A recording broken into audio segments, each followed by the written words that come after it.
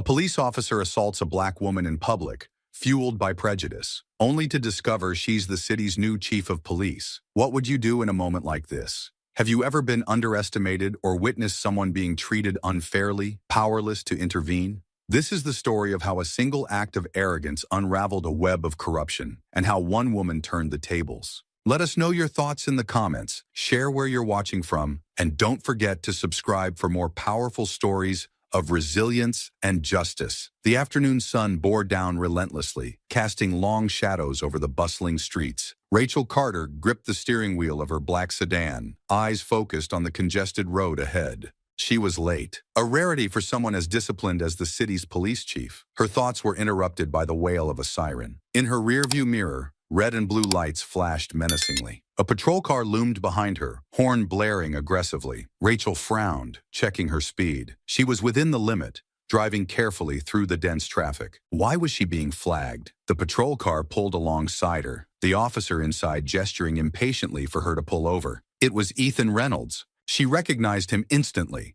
broad-shouldered, with a rigid jawline that always seemed locked in disdain. Rachel had seen his name on numerous misconduct reports, but nothing ever stuck. He was known for his temper, his sense of invincibility bolstered by years of departmental protection. Rachel maintained her pace, determined not to be intimidated. The patrol car surged forward, swerving into her lane and forcing her to brake sharply. Tires screeched as cars veered out of the way. Ethan's vehicle cut her off entirely, blocking her path. "What the hell is he doing?" she muttered, her heart racing. She turned on her blinker and slowly pulled to the side of the road. Before she could put her car in park, Ethan was already storming toward her. Rachel rolled down her window, keeping her expression calm. "Is there a problem, Officer Reynolds?" "License and registration," Ethan snapped, ignoring her question. Rachel handed over the documents, her movements measured. Ethan scanned them briefly before tossing them back into her lap. "You think you can just ignore me?" "Not in my city," he growled. Rachel narrowed her eyes. "I wasn't ignoring you. I was driving safely. Is there a reason for this stop?"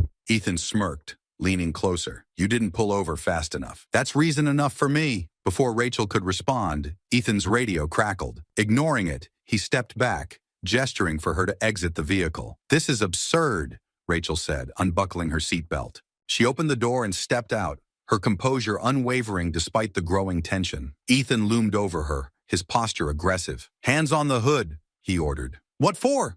Rachel asked, her voice steady. "For resisting an officer," he barked. "I haven't resisted." "Do it," he shouted, cutting her off. Rachel's jaw tightened, but she complied, placing her hands on the hood of her car. The heat from the metal seared her palms, but she didn't flinch. A small crowd had begun to gather, their murmurs filling the air. Ethan moved behind her, grabbing her wrists roughly. "Let's see how tough you are now," he sneered, yanking her arms behind her back and slapping on a pair of handcuffs. Rachel winced at the sharp pressure but kept her gaze forward, refusing to react. "You're making a mistake, Reynolds," she said firmly. Ethan laughed harshly. "The only mistake here is you thinking you're above the law." He pushed her forward, her knees scraping against the asphalt as she stumbled. Gasps rippled through the onlookers. Some pulled out their phones, recording the scene. "Is this really necessary?" Rachel asked, her voice low but unyielding. "Necessary?" Ethan hissed, hauling her to her feet. "People like you think you can do whatever you want. Not today." The words stung, not because of their content, but because of the venom behind them. Rachel knew what "people like you" meant. He wasn't just attacking her as a driver or a citizen. This was personal, and his disdain ran deep. Ethan shoved her toward his patrol car, opening the back door. "Get in," he barked. Rachel hesitated for a moment, scanning the faces in the crowd. She saw outrage, confusion, and fear reflected back at her, but no one moved to intervene. As she slid into the back seat, Ethan leaned in close. "Welcome to the real world," he spat before slamming the door shut. Rachel sat silently, the cold bite of the cuffs against her wrists, a stark contrast to the sweltering heat outside. Her breath was steady, her mind racing. She wasn't a victim. She was a tactician, calculating her next move. Ethan didn't know who he was dealing with, but he would soon. The patrol car sped off, leaving the murmuring crowd behind. Rachel stared at Ethan's reflection in the rearview mirror. He was grinning, his arrogance practically oozing through the glass. The patrol car screeched to a halt in the station's parking lot. Ethan yanked the door open, gripping Rachel's arm tightly as he pulled her out. She steadied herself, refusing to show weakness despite the sharp bite of the cuffs on her wrists. "Move!" Ethan barked, shoving her toward the building. Rachel's jaw clenched, but she kept her steps measured. The humiliation burned hotter than the midday sun, yet her mind stayed razor-focused. This wasn't about her pride. It was about principle. Inside the station, officers glanced up from their desks, their expressions flickering between surprise and unease. Whispers rippled through the room. Ethan marched her past them without hesitation, his grip firm and his eyes cold. "What's going on, Reynolds?" asked Officer James, his brow furrowed as he watched them pass. "Just another loudmouth who thought she was above the law," Ethan snapped, his voice loud enough to carry across the room. Rachel didn't respond. Her silence was deliberate, her composure unshakable. She knew the weight of perception, the power of restraint. He shoved her into the booking area, barking orders at a junior officer. "Fingerprint her, then put her in holding," Ethan commanded. The officer hesitated, his gaze darting between Rachel and Ethan. "Are you sure about this? Did I stutter?" Ethan snarled, stepping closer. Rachel finally spoke, her voice calm but laced with steel. "You might want to think twice about following his orders." The young officer froze, confusion clouding his features. Ethan turned on her, his expression darkening. "Don't try to intimidate my team. You don't have the authority." Rachel's lips curved into a faint, almost imperceptible smirk. "That's where you're wrong." Ethan narrowed his eyes, but before he could respond, the station door swung open. Captain Lisa Monroe, Rachel's second-in-command, stormed in, her gaze scanning the room until it landed on Rachel. "Reynolds!" Lisa barked, her tone cutting through the tension like a blade. Ethan stiffened, his confidence faltering. "Captain Monroe, Do you have any idea what you've just done?" Lisa interrupted, striding toward them. She stopped in front of Rachel, her expression a mix of shock and anger. "What's going on here?" one of the other officers muttered, stepping closer to the growing commotion.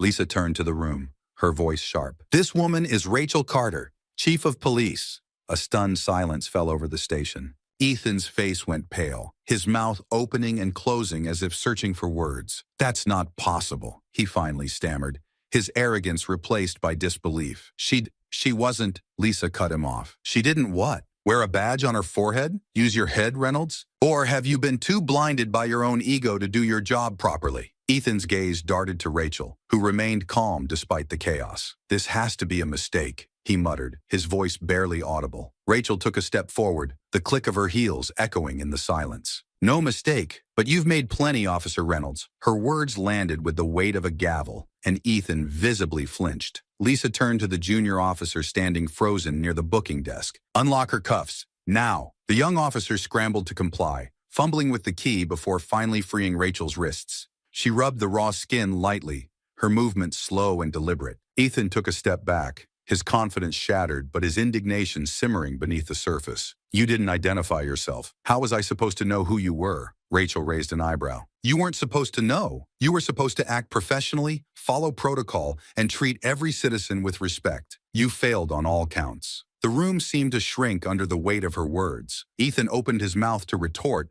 but Lisa's glare silenced him. "This isn't over," Rachel said, her voice low but resolute. "Not for you, and not for anyone who thinks they can abuse the power entrusted to them." Ethan bristled, his fists clenching at his sides. "You're just trying to make an example out of me." Rachel stepped closer, her tone unwavering. "No, Reynolds, you made yourself an example. I'm just ensuring everyone else sees it." Lisa gestured toward her office. "Chief, let's discuss this further in private." Rachel nodded, but not before turning back to the room. Her gaze swept over the gathered officers, some watching intently, others avoiding her eyes. "Let this be clear. No one, no matter their rank, is above accountability." With that, she followed Lisa into the office, leaving a room full of uneasy silence in her wake. Behind the closed door, Lisa exhaled sharply. "I can't believe this happened. Are you okay?" Rachel sat down, her posture as composed as ever. "I'm fine, but this department isn't. Reynolds is a symptom, not the disease." Lisa frowned. "You think it's bigger than him?"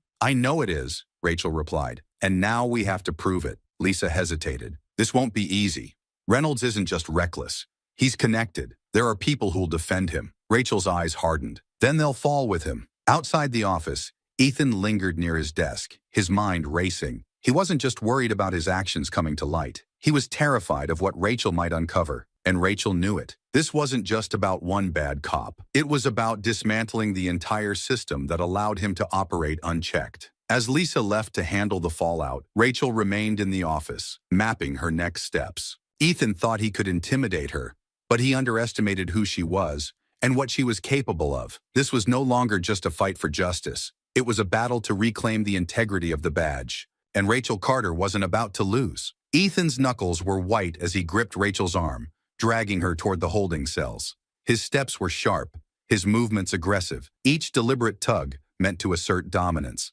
Rachel didn't resist. Her calm demeanor only fueled his frustration, and she could feel it in the way his grip tightened. "You think this is over?" Ethan sneered, shoving the cell door open with his shoulder. "I'll show you just how wrong you are." Without hesitation, he pushed Rachel inside. The clang of the metal door echoed through the corridor. Rachel stumbled slightly, but caught herself, standing tall. "You're not helping your case," she said evenly, her gaze steady. Ethan smirked, leaning against the bars. "My case? Let me explain something, Chief," he said, his voice dripping with mockery. "This isn't your department anymore. Nobody's coming to save you." Rachel tilted her head, unflinching. "You're a lot braver when you think no one's watching." Ethan's smirk faltered.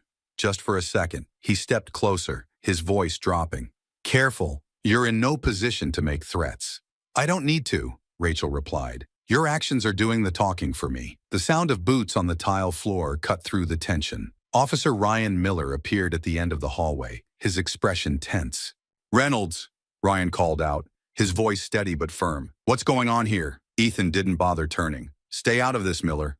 Ryan hesitated, glancing at Rachel through the bars.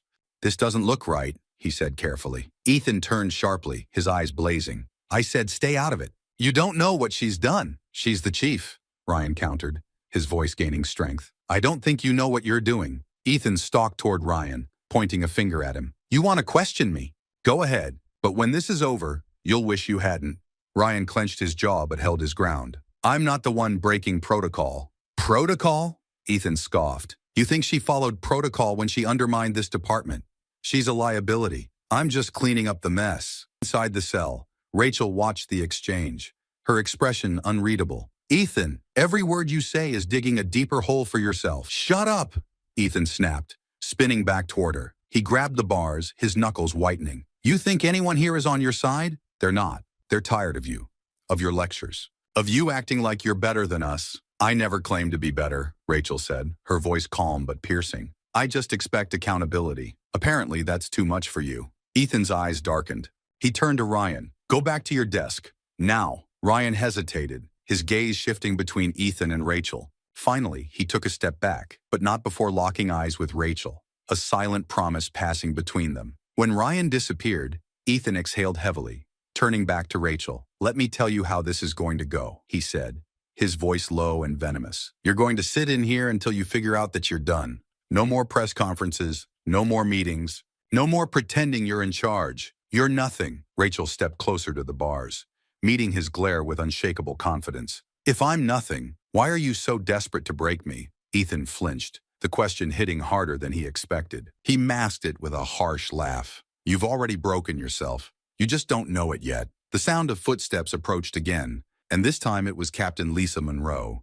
Her face was a mask of barely contained fury. "Reynolds!" she barked, her voice echoing down the corridor. Ethan straightened, visibly tense. "Captain, enough!" Lisa snapped, her eyes blazing as she strode toward him. "Get her out of that cell, now!" Ethan froze, his confidence crumbling. "You were just making a fool of yourself in this department," Lisa cut him off. "Open the damn door." Reluctantly, Ethan pulled out the keys, unlocking the cell. Rachel stepped out, her posture as composed as ever. Lisa turned to Ethan, her tone sharp. "I'll deal with you later. For now, go home.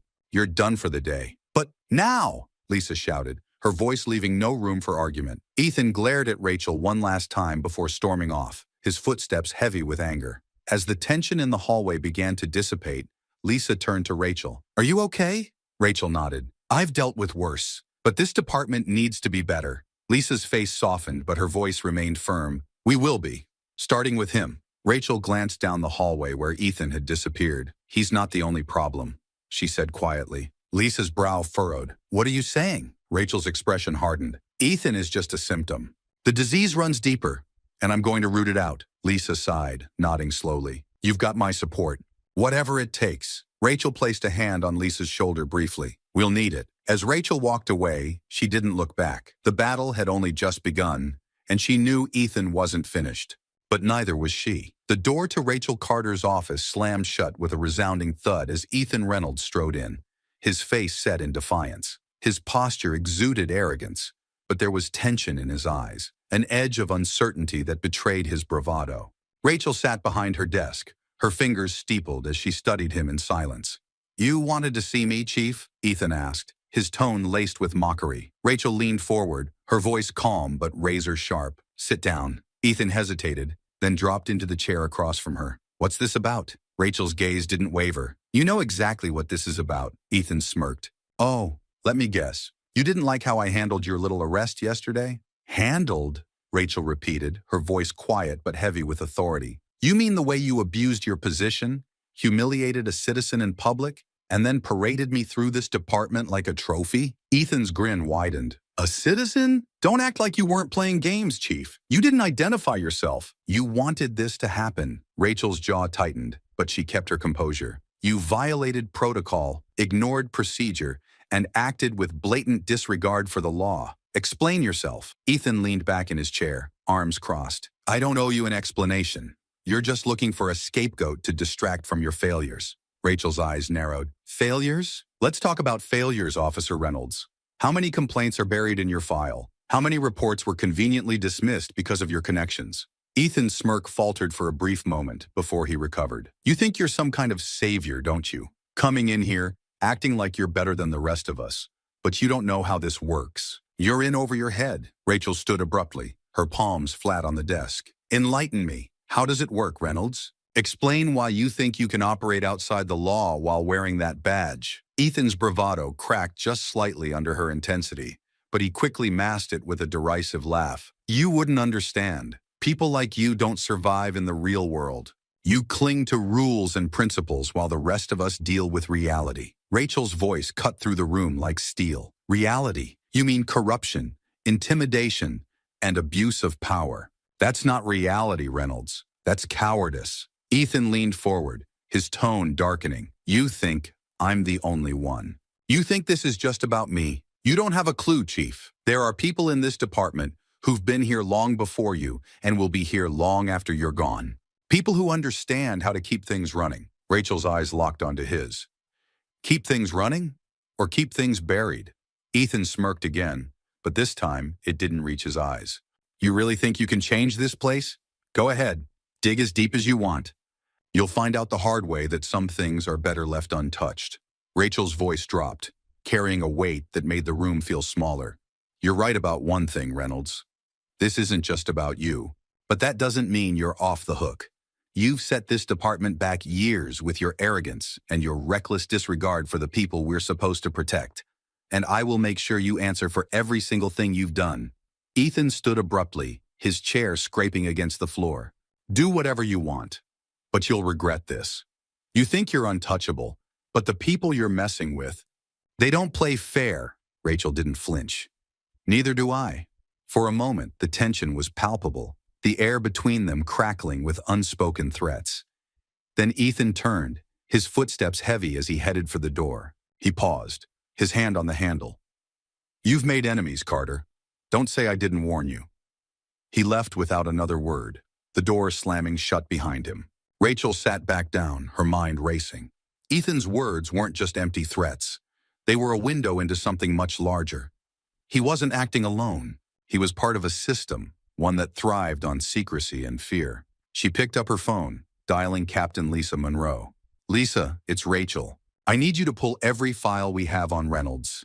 Complaints, reports, disciplinary actions, everything. And while you're at it, start looking into his connections. I have a feeling he's not the only one we need to worry about."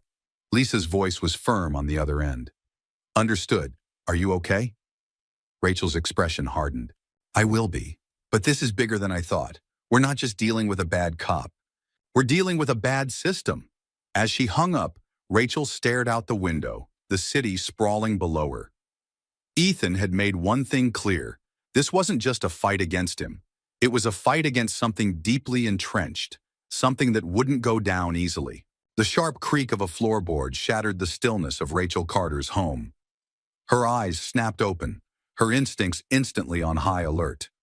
She reached for the handgun she kept in her bedside drawer, her movements deliberate and quiet. Sliding out of bed, Rachel scanned the dimly lit hallway outside her bedroom. A faint shuffle echoed from the living room, followed by the muffled sound of a drawer being opened. Whoever was in her house wasn't trying to be discreet anymore. Her grip tightened on the gun as she moved silently toward the source of the noise. At the edge of the hallway, she paused, taking cover behind the wall. She peeked around the corner and spotted a shadow moving near the bookshelf. "Who's there?" she called out, her voice steady and commanding. The figure froze for a moment before turning toward her, the faint glint of a knife visible in the dim light. "Drop it," Rachel ordered, raising her weapon. The intruder didn't respond. Instead, he lunged toward her.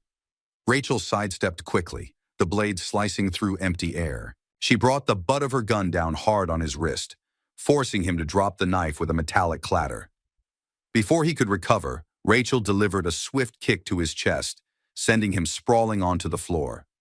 She trained her weapon on him, her stance unyielding. "Don't move," she warned. The man groaned, clutching his chest, but keeping his hands where she could see them. He looked up at her, his face partially obscured by a ski mask. "Who sent you?" Rachel demanded, her voice sharp. The intruder smirked, his eyes glinting with defiance. "You've made some powerful enemies, Chief." Rachel's jaw tightened, but she didn't let her focus waver. "You've got 5 seconds to start talking, or I'll make sure you regret breaking into my house." The man's smirk faltered, but before he could respond, another sound drew Rachel's attention. She glanced toward the front door just in time to see it swinging open. A second figure stepped inside, this one armed with a crowbar. Rachel acted immediately.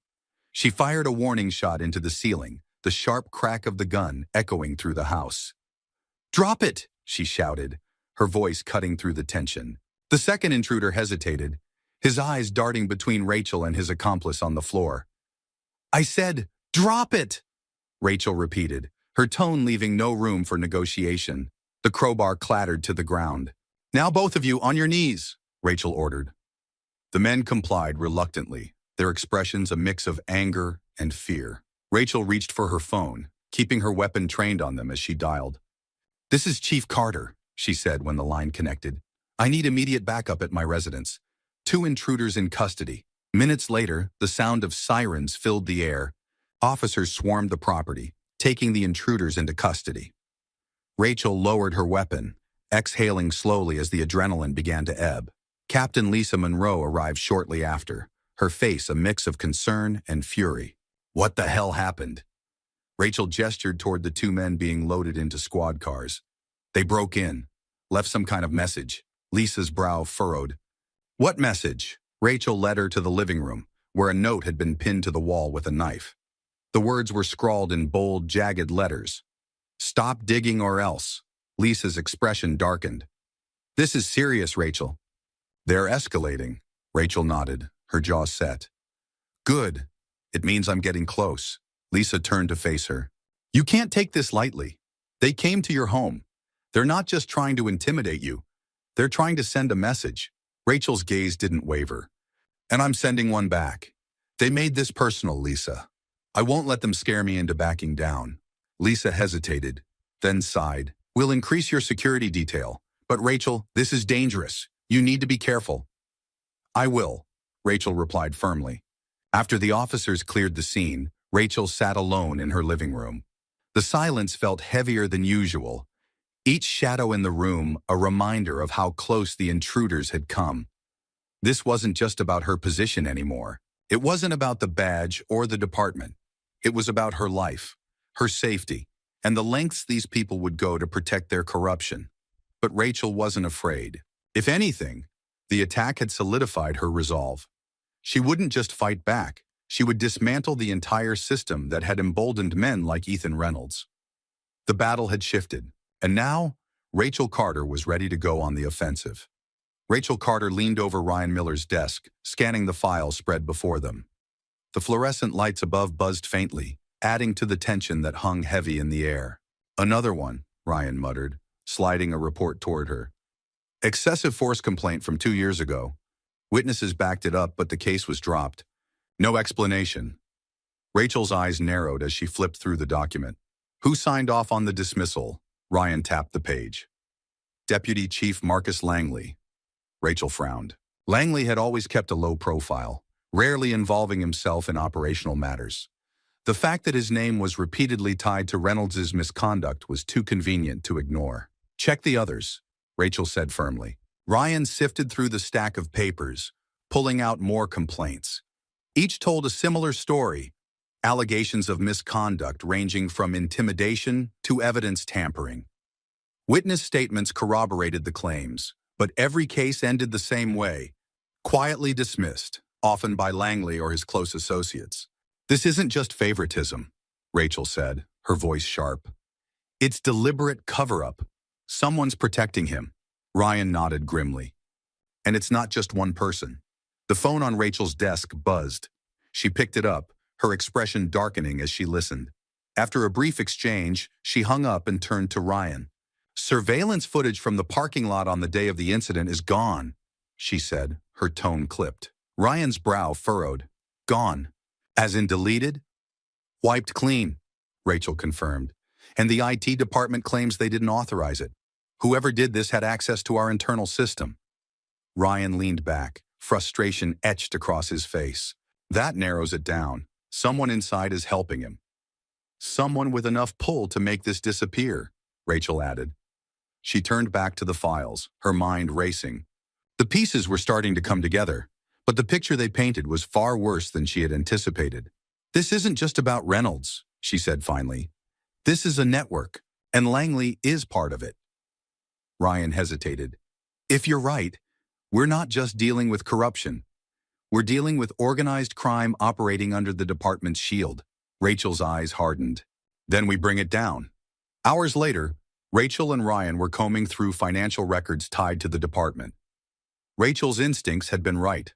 Langley's name appeared on several suspicious transactions, including unexplained payouts to officers connected to Reynolds. Here, Ryan said, pointing to a cluster of payments. These are from a company called Greyline Security. On paper, it's a private contractor we've used for years. But look at the amounts. Rachel studied the records. They're funneling money through Greyline. And it's not for legitimate services. Ryan nodded. Reynolds is on their payroll. So are 3 other officers in his circle. Rachel clenched her fists. They've turned their badges into tools for profit, and Langley's enabling it. Ryan exhaled sharply. What's the next move? Confront Langley, Rachel said without hesitation. Rachel stormed into Langley's office later that afternoon, her steps deliberate and unyielding. Langley barely looked up from his desk, his calm demeanor a stark contrast to the storm brewing in Rachel's eyes. Chief Carter, Langley greeted smoothly. What can I do for you? Rachel placed the file on his desk with a thud. You can start by explaining this. Langley's smile faltered as he opened the file. His expression remained neutral as he flipped through the pages, but Rachel didn't miss the slight tightening of his jaw. I don't see the issue, Langley said finally, closing the file. The issue, Rachel snapped, is that you've been covering for Reynolds and his circle for years, dismissing complaints, erasing evidence, and funneling money through shell companies. Langley leaned back in his chair, his expression hardening. That's a bold accusation, Chief. Do you have proof? Rachel's eyes burned with determination. Enough to know you're complicit, and I'll find the rest. Langley's lips curled into a faint smirk. Careful, Carter. You're treading dangerous waters. This department doesn't need another scandal. What this department doesn't need, Rachel shot back, is a deputy chief who thinks he's untouchable. Langley stood, his voice dropping to a chilling tone. You think you can clean this place up? Go ahead and try. But you'll find that some things are too deeply rooted to pull out without consequences. Rachel stepped closer, her voice unwavering. Then I'll burn it all down if I have to, starting with you. Langley held her gaze for a long moment before finally sitting back down. You'll regret this, he said softly. Rachel turned on her heel and left, her resolve unshaken. Back in the operations room, Ryan was waiting with more information. We pulled the rest of the surveillance footage from that day, he said as Rachel entered. Most of it's intact, but there's something you need to see. He played the clip on the monitor. It showed Reynolds pacing in a hallway, talking to someone off camera. The audio was faint, but Reynolds' words were clear enough. "I don't care what it takes," Reynolds said. "Make sure she doesn't walk away from this." Rachel's stomach turned, but her expression remained steely. "That's not all," Ryan said, pulling up another clip. This one showed Langley entering the same hallway moments later, shaking Reynolds' hand before the two disappeared into a private room. "They're working together," Ryan said grimly. Rachel nodded. "And now we have proof." Rachel gathered her team later that evening, laying out the evidence they had compiled. The mood in the room was tense, but focused. "This isn't just about Reynolds anymore," Rachel said, her voice firm. "It's about dismantling a system that's allowed corruption to thrive. Langley, Reynolds, and everyone connected to them. None of them are above the law." Ryan stepped forward. "What's the plan?" Rachel's eyes burned with determination. "We take this public. Tomorrow, we're holding a press conference, and we're exposing everything." The room buzzed with quiet agreement as Rachel turned back to the files. This wasn't just about accountability anymore. It was about justice. The room was packed, the air buzzing with tension as reporters jostled for position, cameras trained on the podium where Rachel Carter stood. She adjusted the microphone, her expression calm yet resolute. The weight of the moment bore down on her, but she didn't falter. "Thank you all for coming," Rachel began, her voice cutting through the murmur of the crowd. "I've called this press conference to address recent events involving Officer Ethan Reynolds and the corruption that has plagued this department for far too long." The murmurs intensified as reporters leaned forward, pens poised. Rachel continued, her words sharp and deliberate. "Over the past weeks, my team and I have uncovered a disturbing pattern of misconduct, abuse of power, and systemic corruption within the force. This includes multiple complaints against Officer Reynolds, complaints that were ignored or dismissed due to interference from senior officials." A ripple of shock moved through the room. Rachel paused, letting the weight of her statement sink in. "As of today," she said, her tone unwavering, "Officer Reynolds is suspended indefinitely, pending a full investigation. Additionally, we are pursuing disciplinary actions against others involved in these activities." Before Rachel could continue, the back of the room erupted in commotion. Heads turned as Ethan Reynolds himself strode into the room, his presence like a storm breaking through the tension. "Suspended?" Ethan's voice boomed as he pushed his way to the front.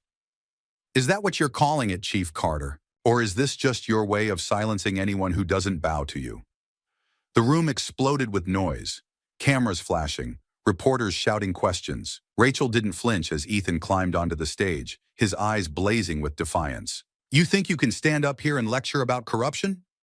Ethan spat, turning to face the crowd. "She's the one abusing her power.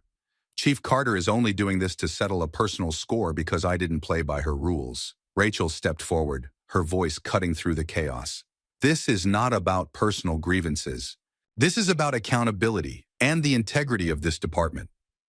Ethan turned to her, a mocking grin spreading across his face. "Accountability? Don't make me laugh. You've been in this position for months, and what have you done? Nothing. You're just desperate to save your reputation." Rachel met his glare head on, her voice calm but razor sharp. "My reputation isn't what's under investigation here, Reynolds. Yours is, and you've done more than enough to warrant it."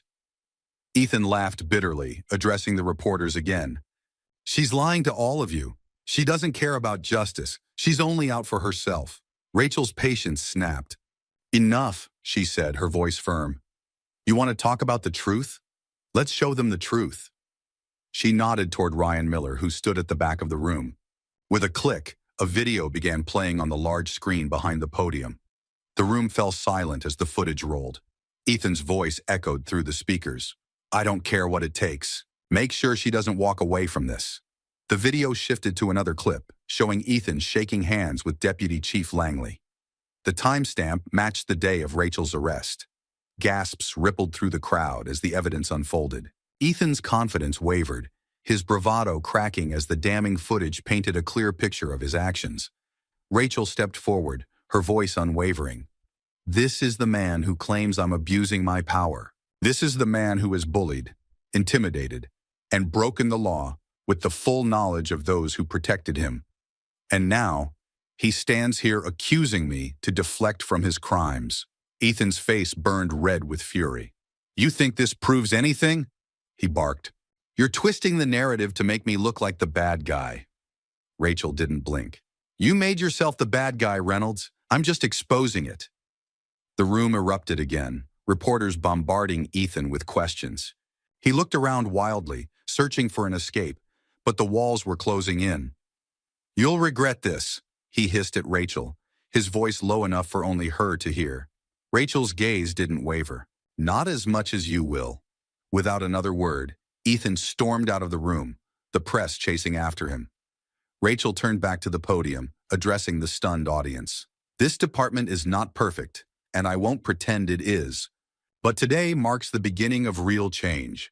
We will hold those who break the law accountable, no matter their rank or connections. That is my promise to this city. The room erupted into applause, though Rachel barely heard it. Her focus was already elsewhere. As she stepped down from the podium, Ryan approached her, his expression grim. He won't go quietly, he said. Rachel nodded. I know. And whatever he's planning, we'll be ready. Rachel Carter's phone buzzed violently on her desk, jolting her out of her thoughts. The voice on the other end was panicked, frantic. They took him, the caller shouted. The witness, the one from the Reynolds investigation. He's gone! Rachel's blood ran cold, but her voice remained steady. Who took him? When? I don't know, the caller stammered. 2 men grabbed him outside his apartment. Black SUV, no plates. Rachel slammed the phone down and turned to Ryan Miller, who had just stepped into her office. Ethan's making his move, she said, grabbing her jacket. What's going on? Ryan asked, his tone sharp. They've taken our key witness, Rachel said. We need to find him before it's too late. Within an hour, Rachel and Ryan were in the operations room, coordinating a search. The team traced the SUV to an abandoned warehouse on the outskirts of town. This is a trap, Ryan muttered as they reviewed the satellite feed. Rachel nodded grimly. Of course it is, but we don't have a choice. If we lose the witness, we lose the case. And Ethan gets away with everything. Ryan hesitated, then nodded. Let's move. Rachel led the team through the darkened corridors of the warehouse, her gun drawn, her senses heightened. Every creak of the floorboards, every whisper of movement sent her heart pounding. Stay sharp, she whispered, signaling for the team to split up. The group moved silently, their flashlights slicing through the shadows. Ryan gestured toward a faint sound coming from a room ahead, a muffled voice, strained and pleading. Rachel motioned for 2 officers to flank the door. She counted down silently with her fingers before kicking the door open. Inside, the witness was tied to a chair, his face bloodied. 2 men stood over him, one wielding a crowbar, the other a handgun. Drop your weapons, Rachel barked, her gun trained on the man with the gun. The 2 intruders spun around, startled but defiant. The man with the gun raised his weapon, and Rachel fired first, the shot striking his arm and sending the weapon clattering to the ground. The man with the crowbar lunged at Ryan, who sidestepped and brought him down with a swift strike to the leg. The crowbar hit the floor with a clang as Ryan pinned the man, cuffing him with practiced efficiency. Rachel advanced, her weapon still trained on the man clutching his wounded arm. Who sent you? She demanded. The man smirked through the pain, his defiance maddening. You already know the answer, he sneered. Rachel's eyes burned with fury, but she kept her voice steady. Ethan, where is he? The man laughed bitterly. Do you really think he's going to wait around? He's smarter than you give him credit for. Rachel's jaw tightened. We'll see about that. She turned to Ryan. Secure them. Get the witness out of here. As the team escorted the witness to safety, Rachel stepped outside, the cool night air doing little to calm her racing thoughts. Ryan joined her, his expression grim. This isn't over, he said quietly. Rachel nodded. No, Ethan's not done. This was just a distraction, to send a message. Ryan frowned. What's the message? Rachel's gaze hardened. That he's ready to take this to the next level, and we need to be ready for whatever that is. She looked out at the horizon, her mind already racing with possibilities. Ethan was cornered, desperate, and dangerous. The next move would be his, and it would be the deadliest yet. Ethan Reynolds sat in the interrogation room, his hands cuffed to the metal table. The fluorescent light above cast sharp shadows on his face, highlighting the defiance in his eyes. Despite the bruises from his arrest and the sweat beading on his forehead, his smirk remained intact. The door swung open, and Rachel Carter entered with deliberate steps. She closed the door behind her, the sound echoing through the small room. Pulling out the chair across from Ethan, she sat down, her gaze locked on his. "Well, Chief Carter," Ethan began, leaning back in his chair. "To what do I owe this honor?" Rachel didn't respond immediately. Instead, she placed a thick file on the table, opening it to reveal a stack of incriminating documents. Photos, financial records, and witness statements stared back at him. "You've been busy, Reynolds," Rachel said coldly. "Intimidation, bribery, conspiracy. This list is long enough to bury you." Ethan chuckled, shaking his head. "You think this little show scares me?" "You're wasting your time." Rachel leaned forward, her voice sharp. "No, Ethan. Your time is what's running out." Ethan's smirk faltered, but he quickly masked it with mock bravado. "Do you really think I'm the only one? You take me down, and nothing changes. The people I work for, they'll crush you before you even get close." Rachel's eyes narrowed. "The people you work for? Care to elaborate?" Ethan laughed bitterly. "You really think you can dig up the entire system? You don't have the reach, Carter. And even if you did, you wouldn't survive long enough to use it." Rachel slammed a photo onto the table, a surveillance image of Ethan shaking hands with Deputy Chief Marcus Langley. "You mean him?" she asked, her tone cutting. "Langley's already cooperating. He gave us everything." Ethan's expression froze for a split second before twisting into anger. "Bullshit!" he spat. Rachel leaned back in her chair, her calm demeanor unwavering.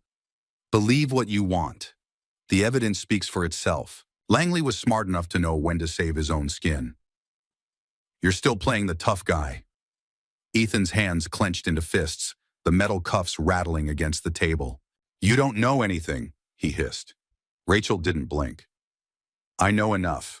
I know about Gray Line Security. I know about the kickbacks, the cover-ups, the threats, and I know you're just a cog in a much bigger machine." Ethan's composure cracked further. He leaned forward, his voice low and venomous. "You have no idea who you're dealing with. The people above me, they're untouchable. And if you keep pushing, they'll make sure you disappear." Rachel's gaze hardened. "Untouchable? That's what you thought too, wasn't it? And yet, here you are." Ethan slammed his fists on the table, his voice rising. "You don't get it, Carter. You think this is a victory. They'll replace me before you even walk out of this room. Who are they, Ethan?" Rachel interrupted, her voice slicing through his rant. "Give me names." Ethan's jaw tightened, his eyes darting around the room as if searching for an escape. "Names, Reynolds," Rachel pressed, her tone relentless. "Or you can take the fall for all of it. Every single charge, every single crime, it'll all be on you. Do you think your network will save you then?" Ethan's breath quickened, sweat dripping down his temple. For a moment, he said nothing, his inner turmoil visible. Then, with a sharp exhale, he muttered, "Gray Line. It's not just Langley. There's more. Contractors, businesses, even people in City Hall." Rachel's pulse quickened, but she kept her face neutral. "Who in City Hall?" Ethan shook his head, a bitter smile on his lips. "You think I'm going to name names? You're dreaming. If I do that, I'm as good as dead." Rachel leaned closer, her voice dropping. "You already are, Ethan. The people you're protecting, they won't hesitate to cut you loose now that you're a liability. You're expendable, and you know it." Ethan's defiance wavered, his bravado cracking under the weight of her words. "You don't understand how deep this goes," he said quietly. "Then make me understand," Rachel replied. Ethan slumped back in his chair, his expression defeated. "City contracts, private deals, politicians, it's all connected. Gray Line's just a front. The real money moves through companies you've never even heard of. And the people at the top? They're untouchable." Rachel's jaw tightened, her mind racing. Ethan had just confirmed her worst fears. This wasn't just a departmental problem. It was systemic, reaching far beyond the precinct. "Give me proof," Rachel demanded. Ethan let out a harsh laugh. I'm not stupid, Carter. I give you proof, and I'm dead before sunrise. Rachel stood, her voice cold. Then enjoy prison, Ethan. Because that's where you're going. And when you're rotting in a cell, remember, you chose this. She turned to leave, but Ethan's voice stopped her. You'll never win, he called out. You're just one person, Carter. You'll never bring them all down. Rachel paused at the door, glancing back over her shoulder. Watch me. As she stepped out of the room, Ryan was waiting in the hallway, his face tense. Well? He asked. Rachel's expression was grim but determined. We've got confirmation. This goes all the way to the top. Ryan exhaled sharply. What now? Rachel's eyes burned with resolve. We keep digging, and we don't stop until we tear it all down. The stakes had never been higher, but Rachel Carter wasn't backing down. Not now, not ever. The tactical van screeched to a halt outside the decrepit warehouse. Rachel Carter stepped out first, her bulletproof vest secured tightly, her weapon drawn. The team of officers behind her moved into position, their movements precise and silent. The air was thick with tension, the night eerily still except for the muffled sounds of movement inside the building. Ryan Miller approached her, his voice low. Our intel confirms it. Greyline's key players are inside, along with their ledgers and digital records. This is our shot. Rachel nodded. No mistakes. We're going in hot. Cover every exit. The officers spread out, taking their positions. Rachel glanced at the building, her jaw tightening. This wasn't just a raid. It was the culmination of weeks of relentless work. Rachel gave the signal, and the team breached the main door. The crash of the battering ram echoed through the night as officers stormed in, shouting commands. Police! Hands where we can see them! The interior of the warehouse erupted into chaos. Men in tactical gear scattered, overturning tables and scrambling to reach concealed weapons. Rachel spotted a figure running toward a back door and fired a warning shot. Stop! Now! The man froze, his hands slowly raising in surrender. To her left, a group of men armed with pistols took cover behind a stack of crates. Shots rang out, ricocheting off metal beams and concrete walls. Take cover! Ryan shouted, ducking behind a forklift. Rachel dropped to a knee, her eyes scanning the room. She fired 2 precise shots, disarming one of the men behind the crates. Another officer flanked the group, shouting for them to drop their weapons. One of the suspects threw down his gun, hands shaking as he stepped out. The others followed reluctantly, their weapons clattering to the ground. Deeper into the warehouse, Rachel led a smaller team toward the office at the back. Through the narrow hallway, she could hear frantic voices and the sound of papers being shredded. She signaled for her team to hold position before kicking the door open. Inside, 2 men were frantically deleting files from a computer, while another stuffed folders into a duffel bag. Don't move, Rachel commanded, her weapon trained on them. The man at the computer turned, his eyes wide with fear. We're just contractors, he stammered. Rachel ignored him, her focus on the third man, Greyline's operational head, Charles Vance. He stood frozen, his hand still clutching the duffel bag. Charles Vance, Rachel said, her voice cold. You're under arrest. Vance smirked, his composure returning as he slowly set the bag down. You're making a big mistake, Chief Carter. No, Charles, Rachel replied. You did when you thought you were untouchable. Before she could cuff him, Vance lunged, flipping the desk over to create a barrier. Rachel fired a shot, narrowly missing him as he darted toward a side exit. After him, Rachel shouted, vaulting over the desk. She sprinted down the hallway, her boots pounding against the concrete floor. Vance burst through a side door into an alley, but Rachel was right behind him. Stop, she commanded, her voice echoing in the narrow space. Vance turned, a small pistol suddenly in his hand. He fired once, the bullet grazing the wall inches from Rachel's head. She dropped to a crouch and returned fire, her shot hitting his shoulder. Vance cried out, the pistol slipping from his grip as he collapsed against the wall. Rachel moved in quickly, kicking the weapon away before pinning him to the ground. You're done, she said, her voice firm. Vance gritted his teeth, blood seeping through his shirt. You think this changes anything? You don't even know the half of it. Rachel ignored his words, securing the cuffs around his wrists. We'll find out soon enough.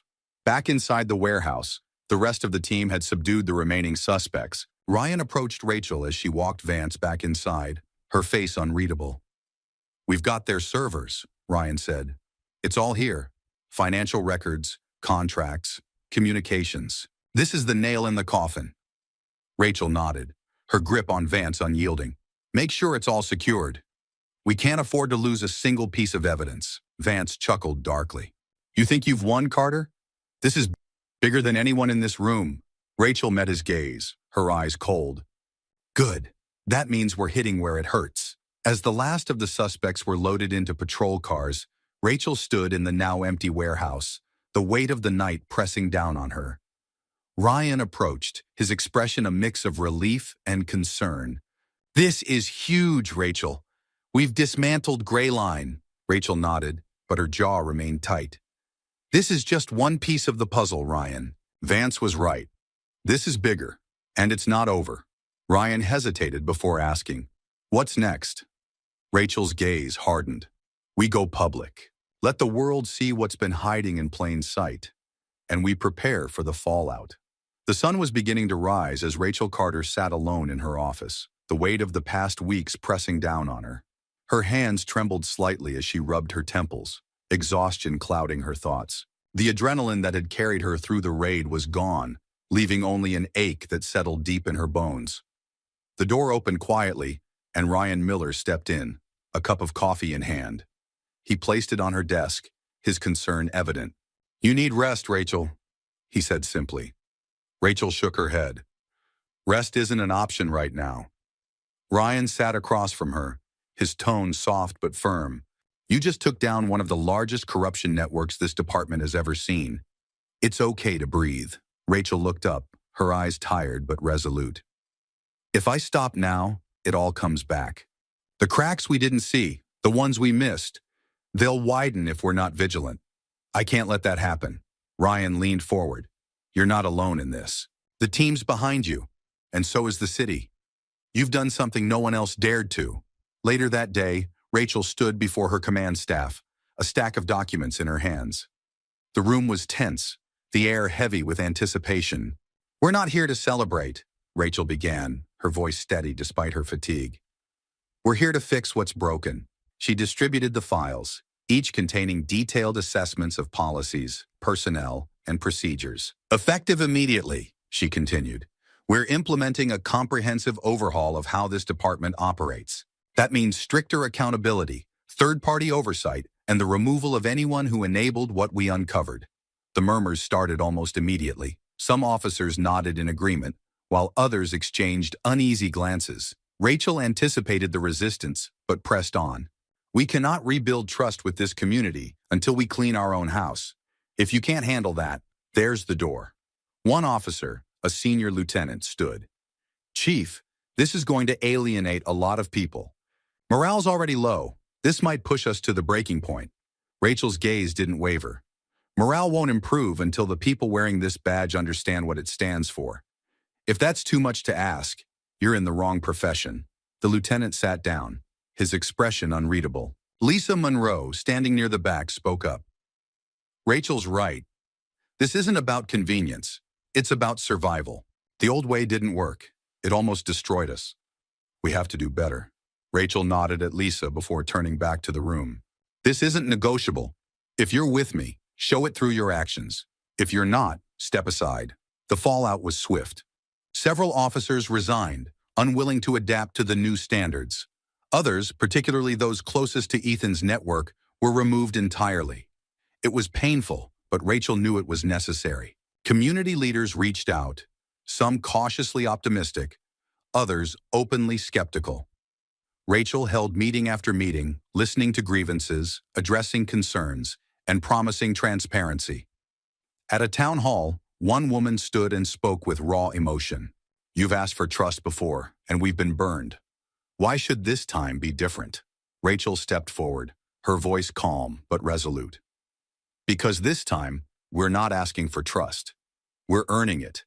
Every policy we're changing, every officer we're holding accountable. It's not just words, it's action. And it's long overdue." The room was silent for a moment, before a few nods of agreement rippled through the crowd. Back at the precinct, Ryan entered Rachel's office with a stack of reports. Background checks on every officer are underway, he said. The first wave is clean, but we're flagging some inconsistencies on a few others. Rachel sighed but nodded. Good. Keep digging.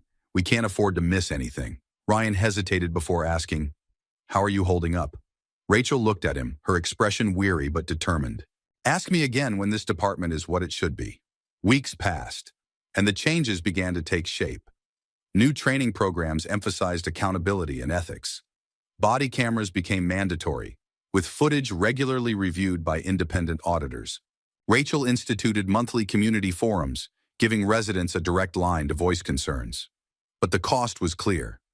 Rachel's long hours took a toll, and her once ironclad resolve showed cracks. Alone in her office one evening, she stared at her reflection in the darkened window, wondering if she had the strength to keep going. Her phone buzzed. A message from an unknown number. You can't fix this. Stop trying. Rachel stared at the words, her jaw tightening. She deleted the message and stood, her determination reignited. The next morning, she addressed her officers once more. This is hard work, she admitted. It's exhausting and it's thankless, but it's necessary. If you're here, it's because you believe in what this badge stands for. And if you believe in it, then we'll succeed. The room was quiet, but the resolve in the air was palpable. As Rachel walked back to her office, Lisa caught up with her. You're doing it, Rachel, she said. Little by little, you're turning this place around. Rachel smiled faintly. It's not just me, it's all of us. Lisa nodded. Still, it started with you. Rachel didn't respond, but deep down, she knew Lisa was right. The precinct's conference room was packed with reporters, community leaders, and officers. Rachel Carter stood at the podium, her voice steady as she addressed the crowd. Justice is not about punishment alone, Rachel said, her eyes sweeping over the room. It's about accountability, transparency, and trust. It's about rebuilding what was broken, not just within this department, but in the bond between those who serve and those they protect. The silence in the room was heavy, but the intensity in Rachel's voice left no room for doubt. This journey has not been easy, she continued. We've faced resistance, threats, and loss. But the changes we've made are proof that no institution is beyond reform. We cannot erase the past, but we can build a future where integrity is not a slogan, but a standard. A reporter raised a hand. Chief Carter, do you believe the department is now free of corruption? Rachel paused, choosing her words carefully. We've made progress, but the work is far from over. Rooting out corruption is not a single act. It's a commitment we must uphold every day. We're stronger than we were yesterday, but we can never stop striving to be better. After the press conference, Rachel returned to her office. The applause from the room still echoed faintly in her ears, but the weight of the fight ahead pressed heavily on her shoulders. Ryan Miller entered, a small grin on his face. You handled that well, he said, placing a folder on her desk. Rachel opened it, her eyes scanning the first few pages. Inside were the latest updates on the department's reforms, including flagged personnel and updates on pending cases. We've turned a corner, Ryan, she said, closing the file. But corners aren't endings. They're just new beginnings. Ryan nodded, his expression serious. You think we've seen the worst of it? Rachel leaned back, her gaze distant. I think the worst has a way of hiding in plain sight. We'll find it, but we have to stay vigilant. Later that night, Rachel sat at her desk, the precinct quiet around her. She opened her laptop, going over the day's notes. Her mind was focused, but the weariness lingered, both from the battles she'd fought and those she knew were still to come. Her phone buzzed, the sound startling in the silence. She picked it up and frowned at the screen. Unknown number. You've done well, but you've only scratched the surface. Dig deeper. Rachel's pulse quickened.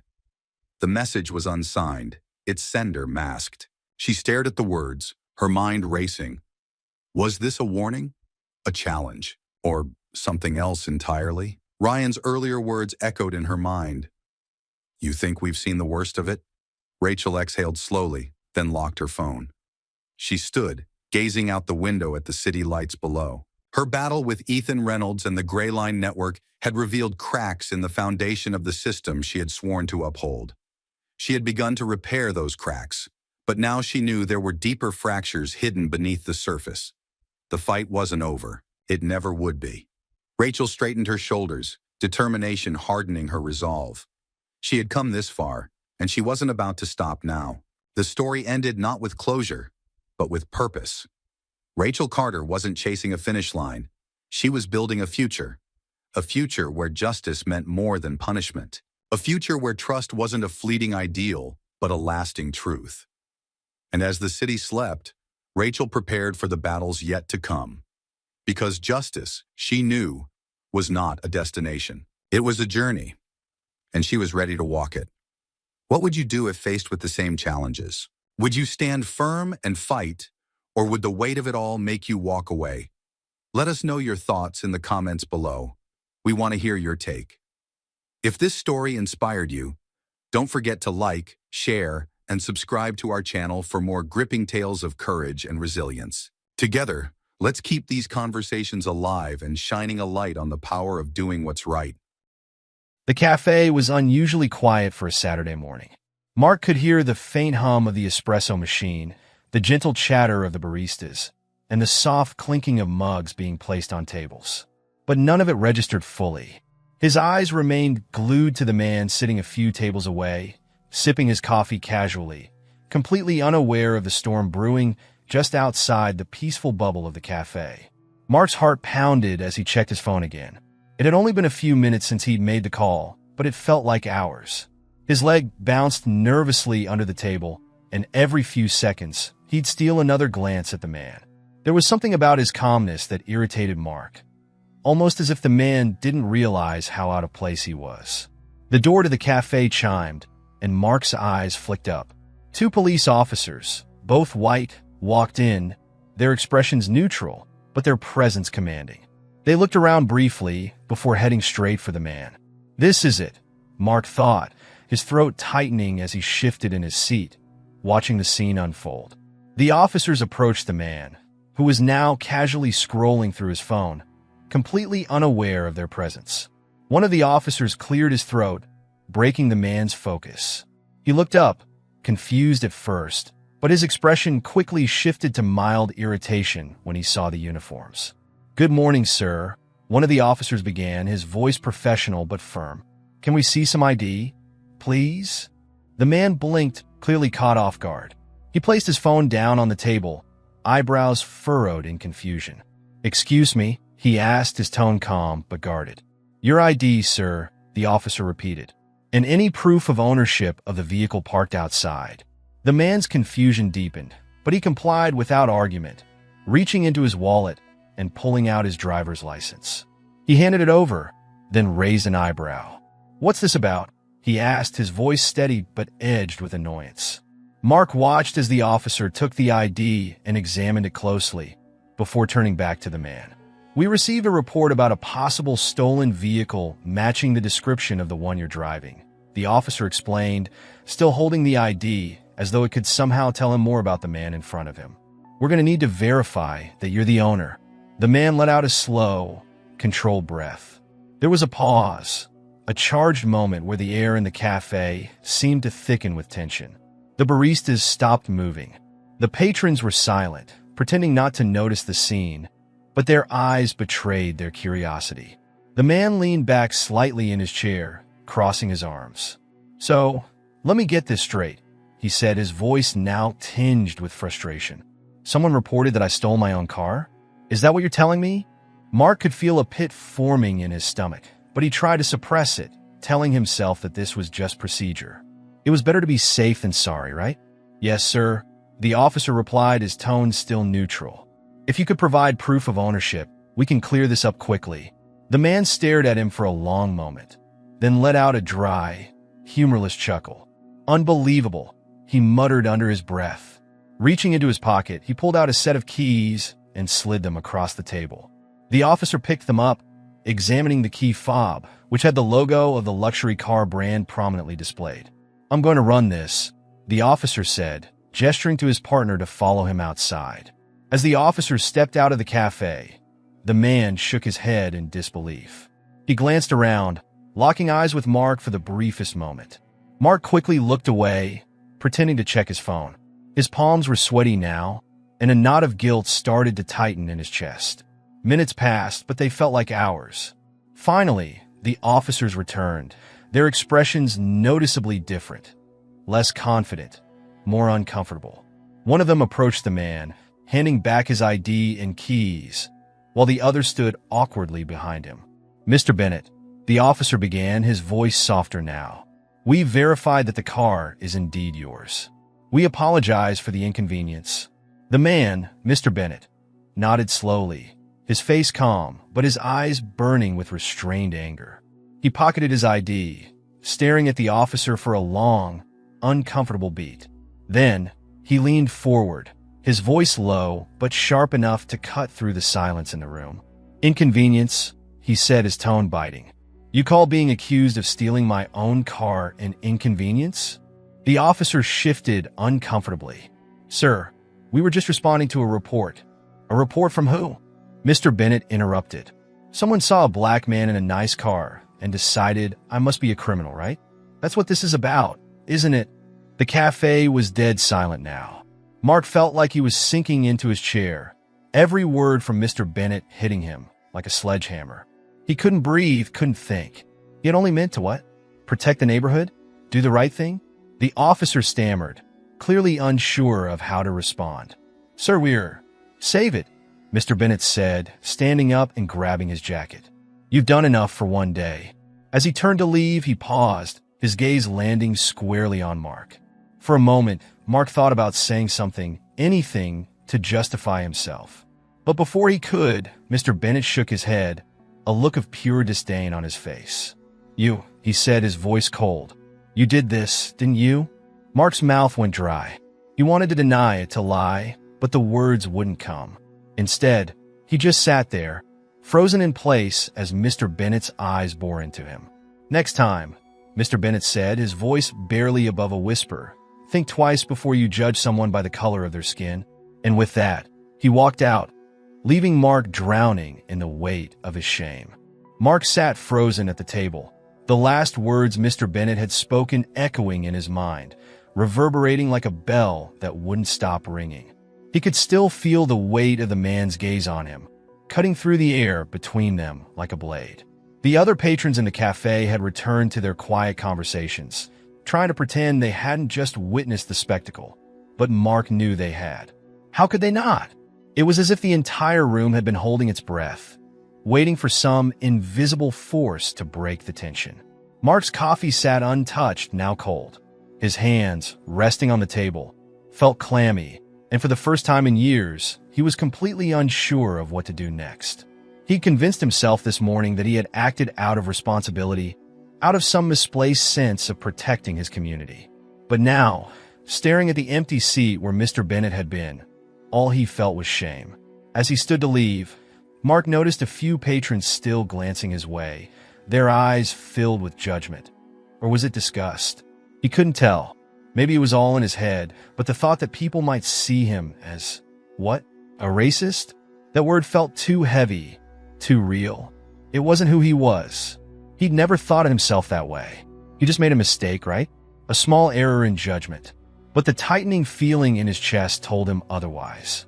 Stepping outside, the bright sunlight hit his face, but the warmth did nothing to ease the cold knot of guilt twisting in his stomach.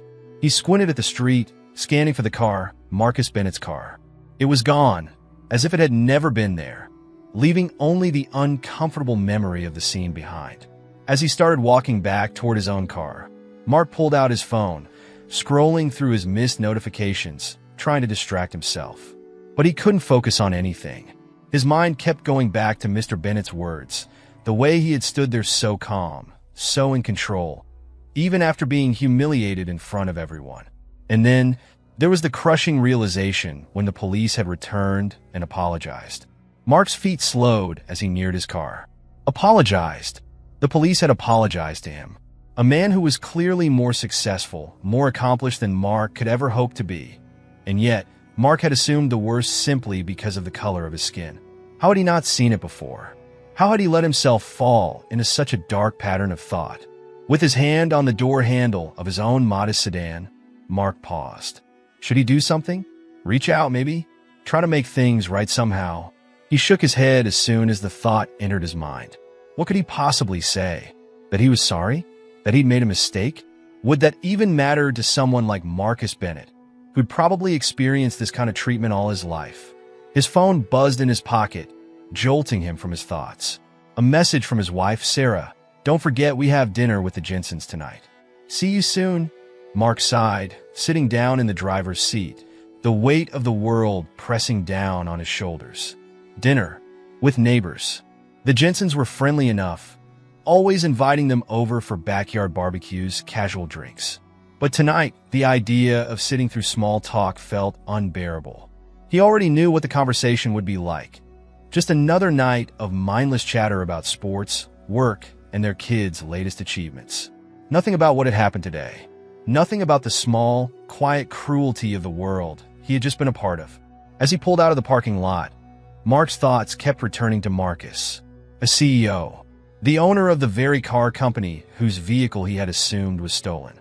The irony of it all gnawed at him. How could he have been so blind, so wrapped up in his own bubble that he didn't even stop to consider there might be another explanation? One that didn't involve theft, or crime, or suspicion. The traffic was light as he drove back toward the neat, tree-lined streets of his neighborhood. Every house looked the same. Well-maintained lawns, clean driveways, and the occasional flag waving proudly in the yard.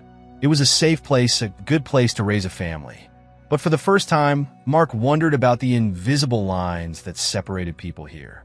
The unspoken assumptions, the silent judgments that they all made without even realizing it. As he parked in his driveway, Mark spotted his next-door neighbor, Doug, trimming his hedges. Doug gave him a wave, his face breaking into an easy smile. Mark waved back mechanically, not in the mood for a conversation. He turned off the engine and sat there for a moment, the silence of the car feeling like a strange kind of refuge. The weight of what had happened pressed down on him. Harder now, the full implications starting to sink in. Mark wasn't sure what came next. How do you begin to make up for something like that? Could he ever? Or would this just be another ugly memory? One he'd buried deep inside, trying to convince himself that it didn't mean anything?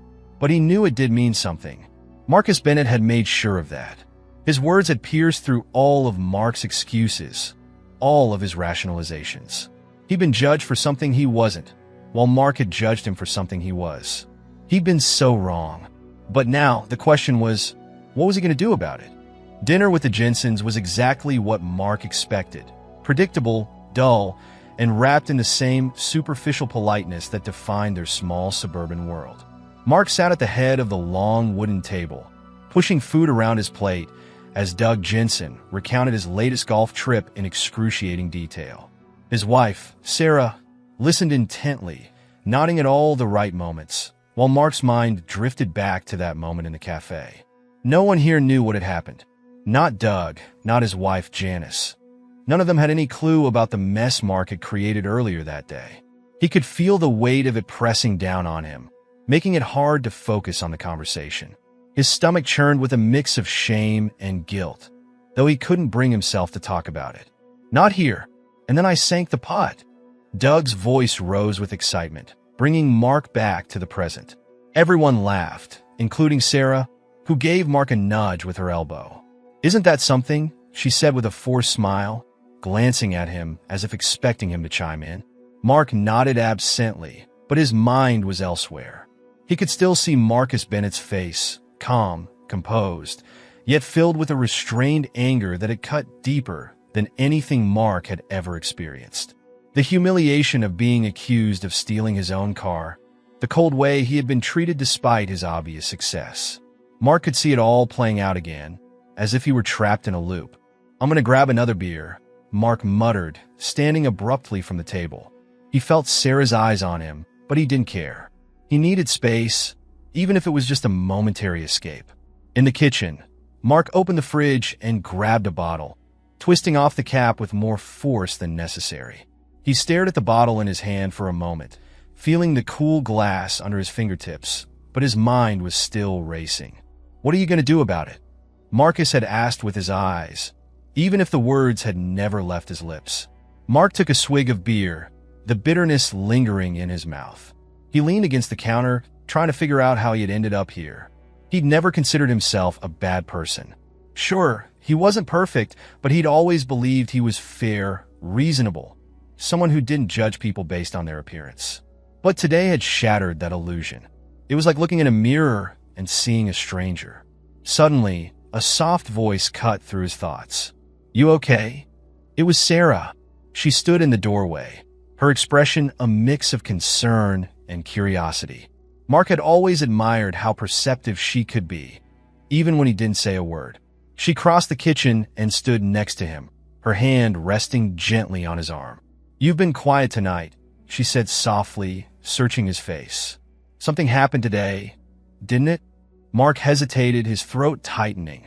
He didn't want to say it, didn't want to admit what he had done. Not to her, not to anyone. But the weight of it was too much to carry alone. "Yeah," he finally muttered, his voice low. "Something did happen." He glanced at her, and for a second, he considered brushing it off. But he couldn't. He had to say it out loud. Maybe then, the knot in his chest would loosen. "I called the police today," Mark began, his words slow, each one heavier than the last. I thought I saw someone suspicious. A black guy, driving a really nice car. It didn't seem right. So I called the cops." Sarah's eyes widened slightly, but she stayed quiet, waiting for him to continue. Her silence was more unnerving than if she had jumped in with questions. "And when the cops showed up," Mark said, his voice barely above a whisper now, "turns out the guy wasn't just some random person. He was the CEO of the car company, the owner of the damn car." Sarah's lips parted slightly, as if she were about to speak, but she hesitated. Mark could feel her processing what he had just told her. The weight of the moment hung between them. "Mark," she finally said, her voice soft but filled with disbelief. You really thought he stole the car?" "I don't know what I thought," Mark admitted, his frustration bubbling up. "I saw him, and I assumed he didn't belong here. That the car was too nice. That he didn't fit." He could feel his chest tightening, the shame of it all swallowing him up. Sarah's eyes softened, and she placed a hand on his cheek, forcing him to meet her gaze. That's not like you," she said quietly, but there was a hesitation in her voice, as if she wasn't sure she even believed her own words. "I didn't think it was either," Mark said, his voice breaking slightly. "But I did it. I made the call, and I humiliated him, Sarah, right there in front of everyone." Sarah's hand fell away, and she took a step back, her brow furrowing as she absorbed the weight of his confession. She looked down at the floor for a long moment before finally speaking again. "What did he say?" she asked. Mark let out a bitter laugh. He didn't have to say much, just the way he looked at me, like I was the worst kind of person. And he was right. I was. Silence settled between them, thick and heavy, the kind that comes when words feel inadequate. Mark's thoughts raced, searching for something, anything, to explain his actions, to make it make sense. But nothing came. There was no justification. "What do you do with something like that?" Sarah asked, her voice soft but steady. "How do you fix it?" Mark shook his head slowly. "I don't know if I can. I don't know if this is something you can fix." Sarah stepped closer again, her face thoughtful. "Maybe it's not about fixing it, Mark. Maybe it's about understanding why it happened in the first place." Her words hung in the air, like a challenge he wasn't ready to face. But deep down, Mark knew she was right. This wasn't just a mistake he could sweep under the rug. It was a reckoning, a mirror held up to his face, forcing him to confront something darker within himself. Something he hadn't even realized was there until today. Mark took another swig of beer, the bitterness sharp on his tongue. He didn't have the answers yet. But one thing was clear. He couldn't go back to pretending this was just another day in the neighborhood. The days that followed were marked by a gnawing sense of unease for Mark. It was like a splinter lodged deep in his mind, small but impossible to ignore. At work, in the grocery store, even during his morning runs through the neighborhood, he couldn't shake the memory of what he had done. And worse, he couldn't stop thinking about Marcus Bennett. The shame of the incident clung to him like a heavy fog, clouding every part of his life. One afternoon, as Mark sat at his desk trying to focus on an endless spreadsheet of numbers, His phone buzzed with a notification. He absentmindedly picked it up, assuming it was an email from his boss or a reminder for one of the kids' soccer practices. But what he saw on the screen made his heart drop. Local CEO calls out racial profiling after false accusation. Mark froze, his eyes locked on the headline. He knew without even clicking on the article that it was about Marcus. Of course, it was about Marcus. His thumb hovered over the screen for a moment before he tapped on the link. The page loaded slowly, the Wi-Fi in the office crawling at a snail's pace. But soon enough, the article popped up, complete with a photo of Marcus Bennett. Calm, confident, and unmistakably powerful. The article detailed what had happened at the cafe that day. How Marcus had been falsely accused of stealing his own car. How he had remained dignified throughout the ordeal, and how he was now using the incident to speak out against racial profiling. The piece was carefully written, but it didn't shy away from the obvious truth. That the real crime wasn't theft, but the assumption that a black man didn't belong in a luxury car. Mark scrolled down, reading Marcus's quotes. "This wasn't the first time something like this has happened to me, and I doubt it will be the last," Marcus was quoted as saying. "It's not just about one incident, but about the patterns of behavior we see in society, where people are judged based on skin color before they're judged by anything else." Mark's stomach twisted as he read those words. Patterns of behavior.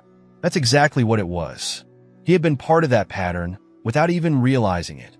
All his life, he had considered himself a good person, someone who believed in fairness and equality. But the truth was staring him in the face. He had never truly examined his own biases. And now, he was part of the very problem Marcus was fighting against.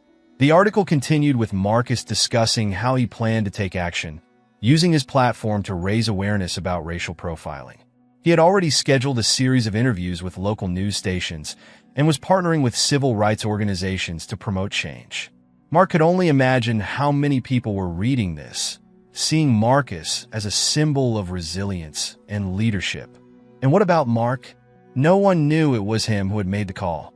His name wasn't mentioned in the article, and Marcus had never pointed fingers directly at him. But it didn't matter. He knew, and it gnawed at him, eating away at whatever remained of his self-respect. The screen dimmed as Mark let his phone drop onto his desk, the cold weight of guilt settling back into his chest. He leaned back in his chair, staring blankly at the ceiling, wondering how his life had spiraled into this mess. How could one moment of thoughtless judgment unravel so much of what he thought he knew about himself? "Mark," the voice snapped him back to reality. He turned to see his co-worker, Ellen, standing at the door of his office, her brow furrowed in concern. "You okay?" she asked, leaning against the doorframe. "You've been kind of out of it lately." Mark forced a smile, though it felt hollow.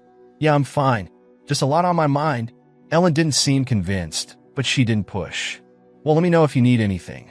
We're all meeting in the conference room in 10 for that client call." "Thanks. I'll be there in a minute," Mark said, giving her a nod as she left. He glanced back at his phone, the article still glowing faintly on the screen. How could he face people like Ellen, like Doug and Sarah, knowing what he'd done? They were his friends, his neighbors, and none of them knew the truth. They probably saw the article too. Maybe they talked about it over dinner, shaking their heads at the injustice of it all, never realizing that the person responsible was sitting right there among them. That thought haunted Mark as the days turned into weeks. The article had sparked a wave of discussions around town. People in the cafe, at the gym, even the cashier at the grocery store were talking about Marcus Bennett, about racial profiling, about how things needed to change. But no one ever suspected Mark. He went about his daily life, pretending everything was fine, when inside, he was falling apart. Sarah had noticed, of course. She had asked him multiple times if he wanted to talk about what had happened. But every time, he brushed her off, telling her he just needed to move past it. But he couldn't. Not when Marcus's face was on the cover of every local magazine. Not when his name was in the headlines of every news outlet. Not when the world seemed to be celebrating the man Mark had humiliated. One evening, after another long, quiet dinner with Sarah and the kids, Mark sat alone in the living room, staring at the TV without really watching. Sarah had gone to bed early, exhausted from work, and the kids were upstairs playing video games. The house was still, and yet Mark felt more restless than ever. He reached for his phone, his fingers trembling slightly as he scrolled through his contacts. There it was under B for Bennett. He had looked it up after the incident, finding Marcus's contact info through a mutual acquaintance. He had never intended to use it. Just seeing the name was enough to remind him of what he had done. But tonight, something was different. He couldn't go on like this. He had to do something.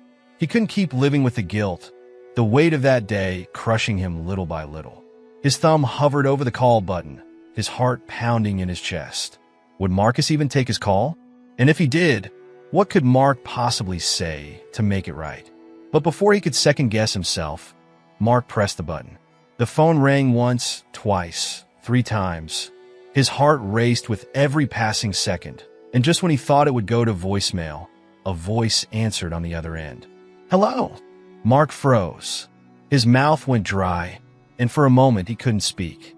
But he had come too far to back out now. "Marcus," he said, his voice trembling. It's Mark Johnson. I need to talk to you." The silence on the other end was deafening. The silence stretched on for what felt like an eternity.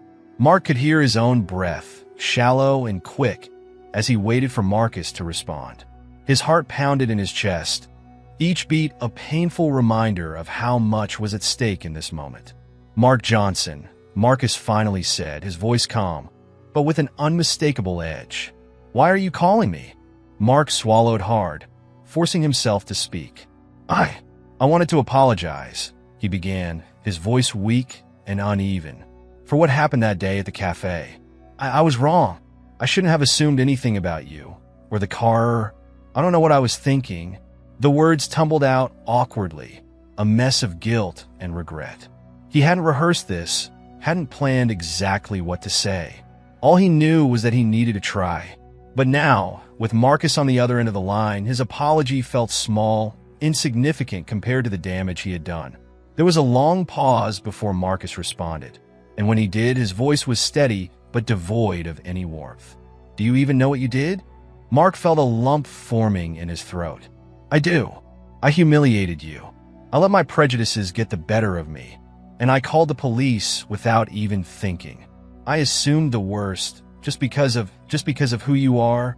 You call the cops because I'm a black man driving a luxury car," Marcus said bluntly. "You didn't think I belonged there. You saw me, and all you saw was a criminal." The truth of Marcus's words hit Mark like a punch to the gut. He had tried to prepare himself for this conversation, but hearing it spoken so plainly made it all the more painful. "I was wrong," Mark whispered. "I see that now. Do you?" Marcus asked, his tone skeptical. "Because it doesn't just stop with you realizing you were wrong. You cause harm, Mark. Real harm. I've had to deal with people like you my whole life. People who don't even realize they're part of the problem." Mark closed his eyes, the weight of Marcus's words pressing down on him. "I want to fix it," he said softly. "I want to make things right." "How?" Marcus shot back, his voice sharp.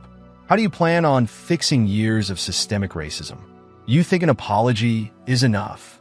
Mark's breath caught in his throat. He didn't have an answer. He didn't know how to fix it. All he had was his guilt and the growing realization that he might never be able to undo what he had done. "I don't know," he admitted, his voice barely above a whisper. "I don't know how to fix it, but I'm willing to learn. I don't want to be the person who did that to you." There was a long silence on the other end of the line. Mark could hear Marcus breathing, could almost picture him thinking, weighing his next words carefully. "You need to understand something," Marcus said finally, his voice quieter now, but still filled with a quiet intensity. "What you did, what people like you do every day, it's not just about me. It's about my son, my nephews, my friends. It's about every black person who walks into a store and gets followed, or who gets pulled over because they're driving while black. It's about all of us who live in a society that's constantly telling us we don't belong." Mark's throat tightened. He could hear the exhaustion in Marcus's voice, the frustration of having to explain, yet again, something that should be so obvious. "I get that now," Mark said, his voice cracking. "I didn't before, but I do now." "Then do something about it," Marcus said, his voice firm. "This can't just be about your guilt, Mark. It has to be about change." Mark nodded, even though Marcus couldn't see him. "I will," he promised. "I will." There was another long pause before Marcus spoke again, this time with less anger, but still with a guarded tone.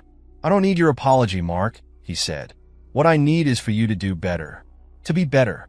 And that's not something that happens with one phone call." Mark felt his chest tighten. He had hoped, naively perhaps, that this conversation would bring some sense of closure, that his apology would somehow lighten the burden he'd been carrying. But Marcus was right. This wasn't about easing Mark's conscience. It was about something much bigger than that. "I understand," Mark said quietly.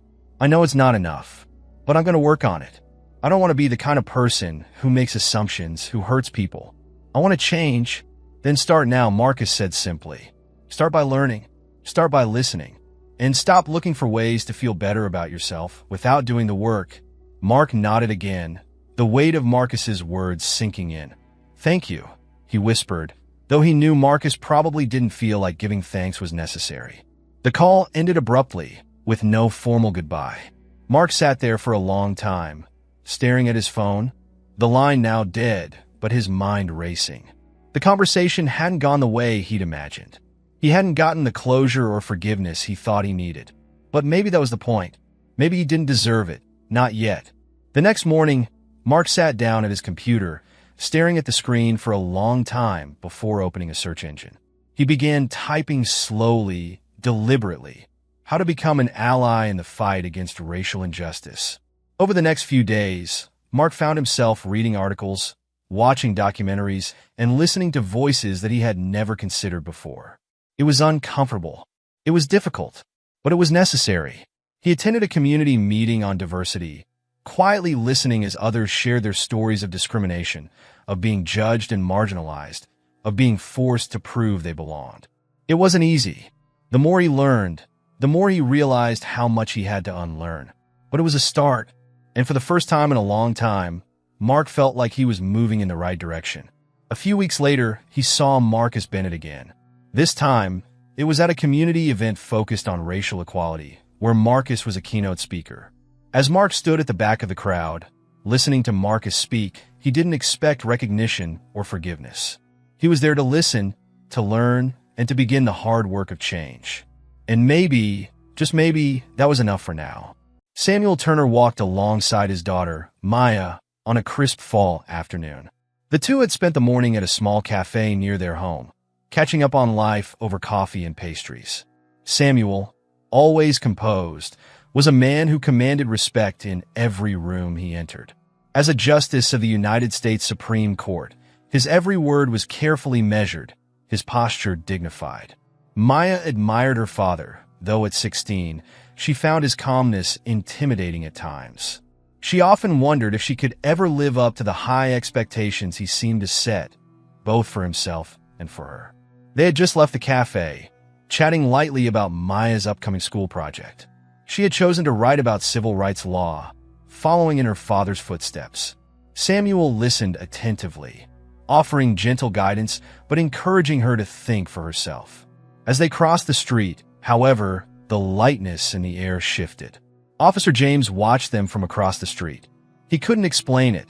There was nothing overtly suspicious about the man and his daughter, but something about them caught his attention. The man, tall and sharply dressed in a tailored suit, walked with confidence. Too much confidence, James thought. The girl, carrying a backpack, seemed too quiet, like she had something to hide. Without thinking, James began following them. It was instinct, he told himself. Just doing his job. Samuel didn't notice at first. He was deep in conversation with Maya, explaining the importance of precedent in Supreme Court decisions when they reached a crosswalk. As they waited for the light to change, Officer James approached from behind. "Excuse me," James said, his voice tight. Samuel turned, his face open but curious. Maya, sensing something wrong, stepped closer to her father. "Yes, officer?" Samuel asked politely, his deep voice steady. "I'm going to need to see some ID," James demanded, his eyes narrowing as he sized them up. Samuel blinked, slightly taken aback. "ID? Is there a problem?" "There's been some reports of suspicious activity in the area," James said, his tone sharp. "You two fit the description." Samuel's eyebrows raised. He glanced at Maya, then back at the officer. Suspicious activity? We were just having coffee. I'm not sure how we could fit any description. I'm not asking for excuses, James snapped. I'm asking for your ID. Both of you. Maya's hands trembled as she fumbled for her ID. Samuel, however, stood firm, a calm but cold look settling on his face.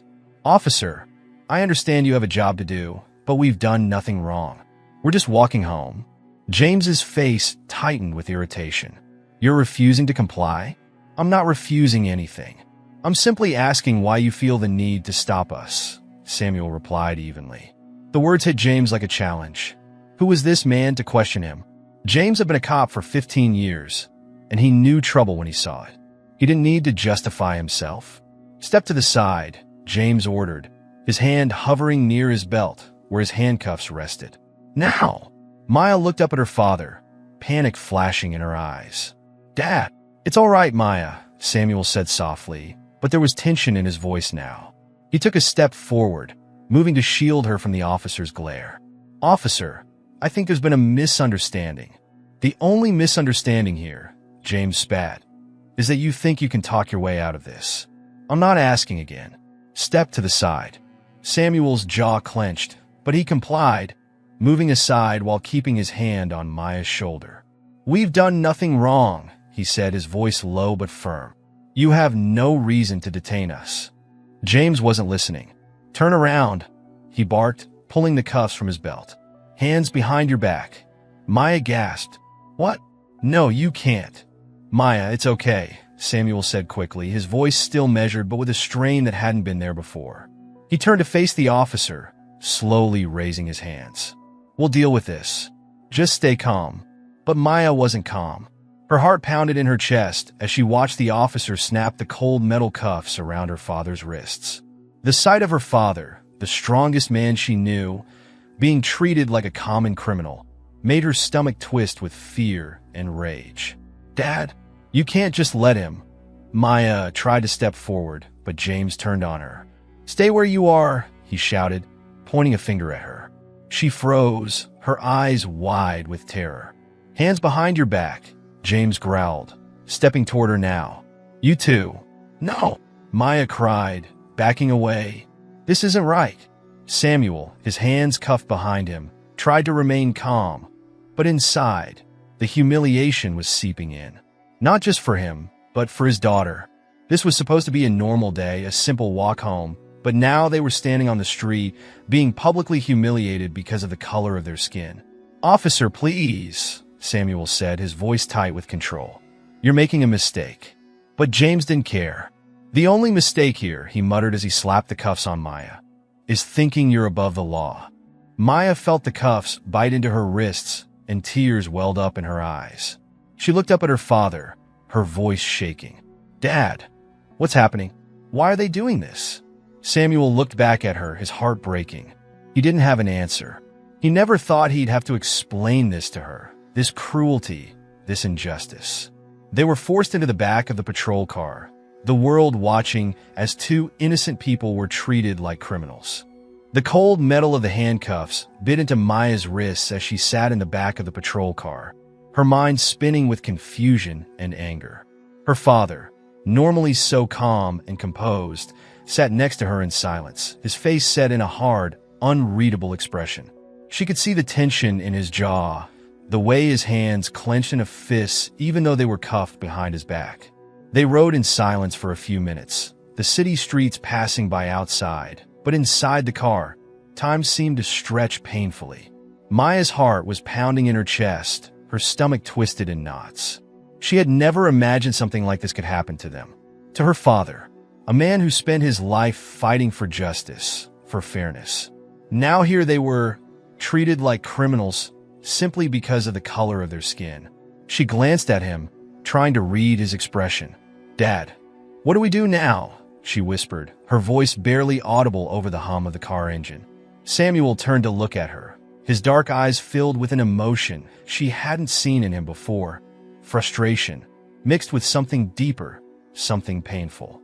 We stay calm, he said quietly, his voice measured but firm. We're going to be fine. Just trust me. Maya wanted to believe him, but the fear gnawing at her wouldn't let go. "But this isn't fair. They can't do this."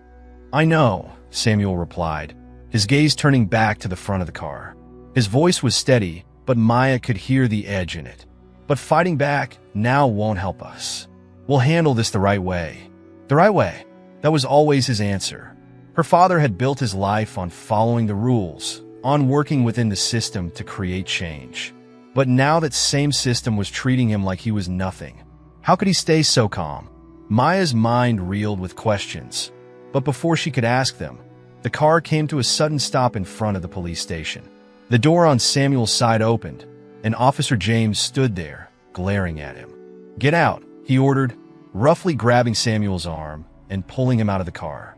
Samuel complied, his face still composed, but there was a flicker of something in his eyes, something Maya hadn't seen before.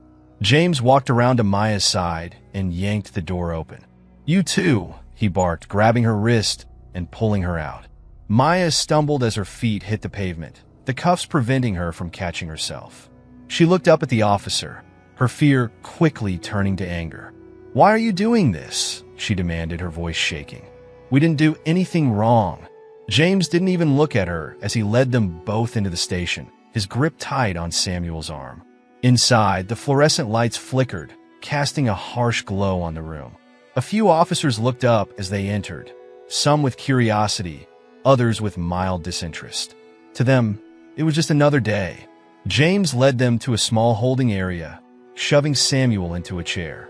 Maya, still cuffed, was forced into a seat next to him. The humiliation was suffocating. They were seated in full view of anyone who passed by, like they were on display. "Criminals. We'll get to you when we get to you," James muttered, and then turned his back, walking away without a second glance. For a moment, the room was silent except for the low murmur of voices in the distance. Maya stared at her father, her pulse racing. She had never felt so helpless, so small. Samuel took a deep breath, glancing around the station. "This isn't over," he said quietly. "They'll realize their mistakes soon enough." "But how long will that take?"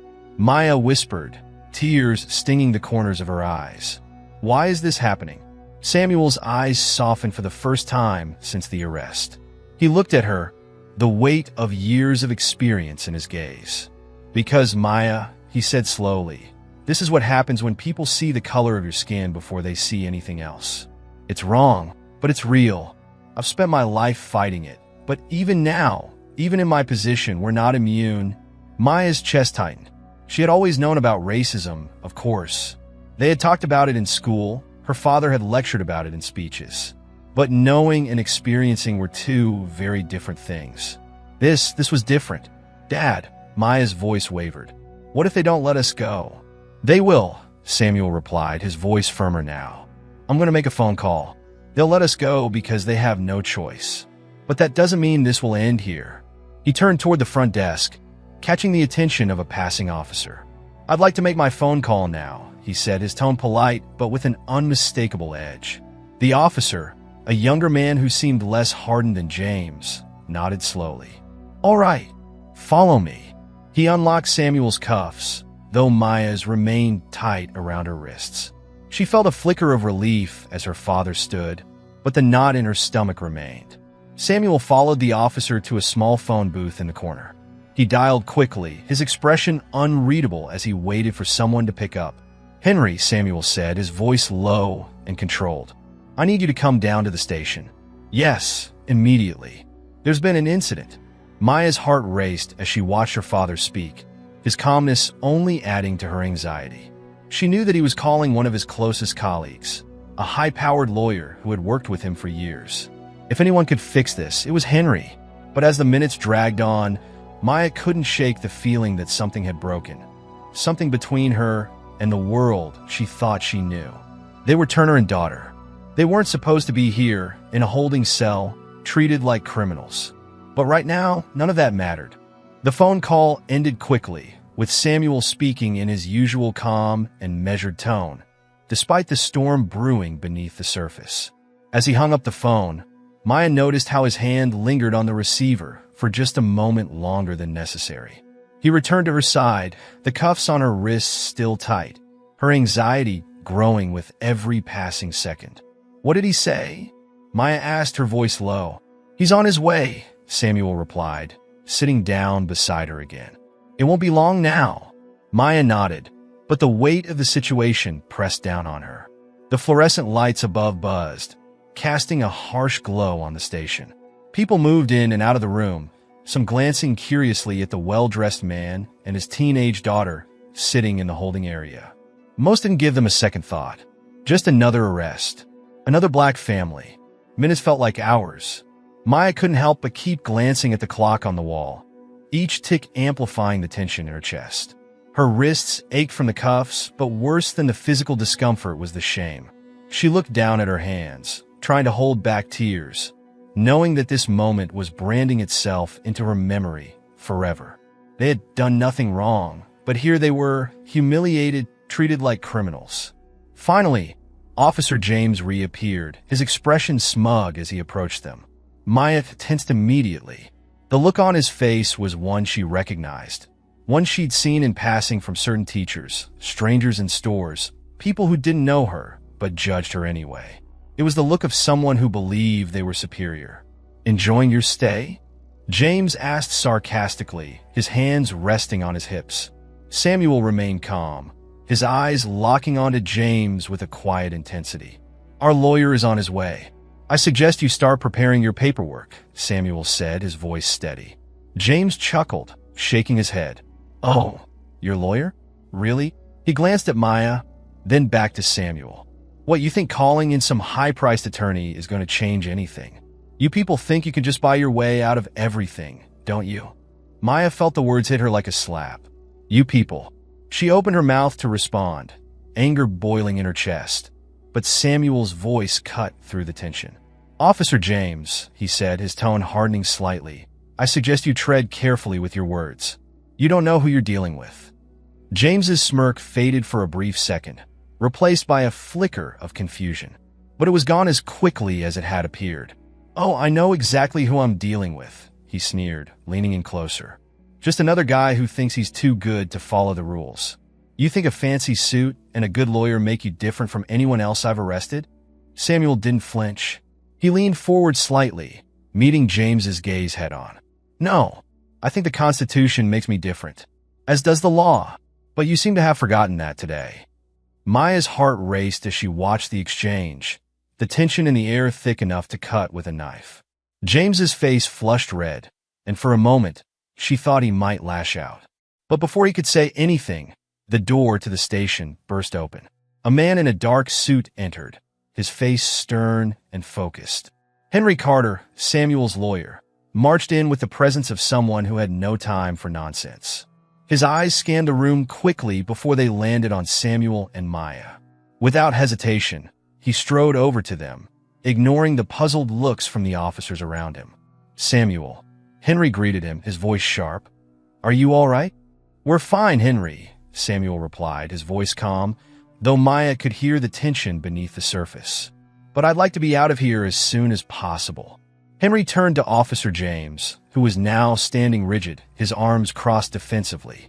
"I'm Henry Carter, legal counsel for Mr. Samuel Turner. I'd like to know on what grounds my clients were arrested." James hesitated, his eyes flicking between Samuel and Henry. The confidence he had earlier seemed to falter, but he stood his ground. There was a report of suspicious activity in the area. They matched the description. Henry's eyebrow raised. Suspicious activity?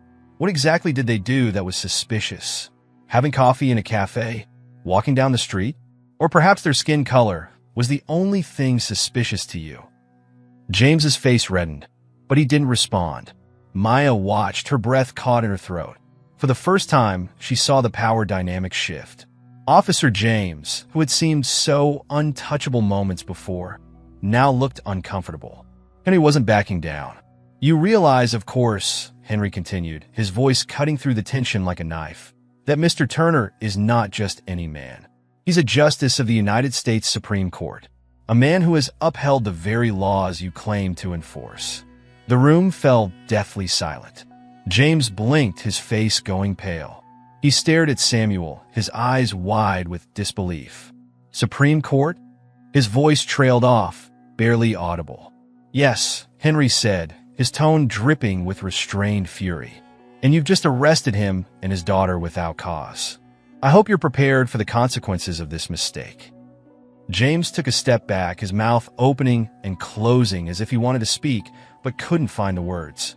Maya could see the realization hitting him like a tidal wave. He hadn't just arrested anyone. He had arrested someone far more powerful than he could have imagined.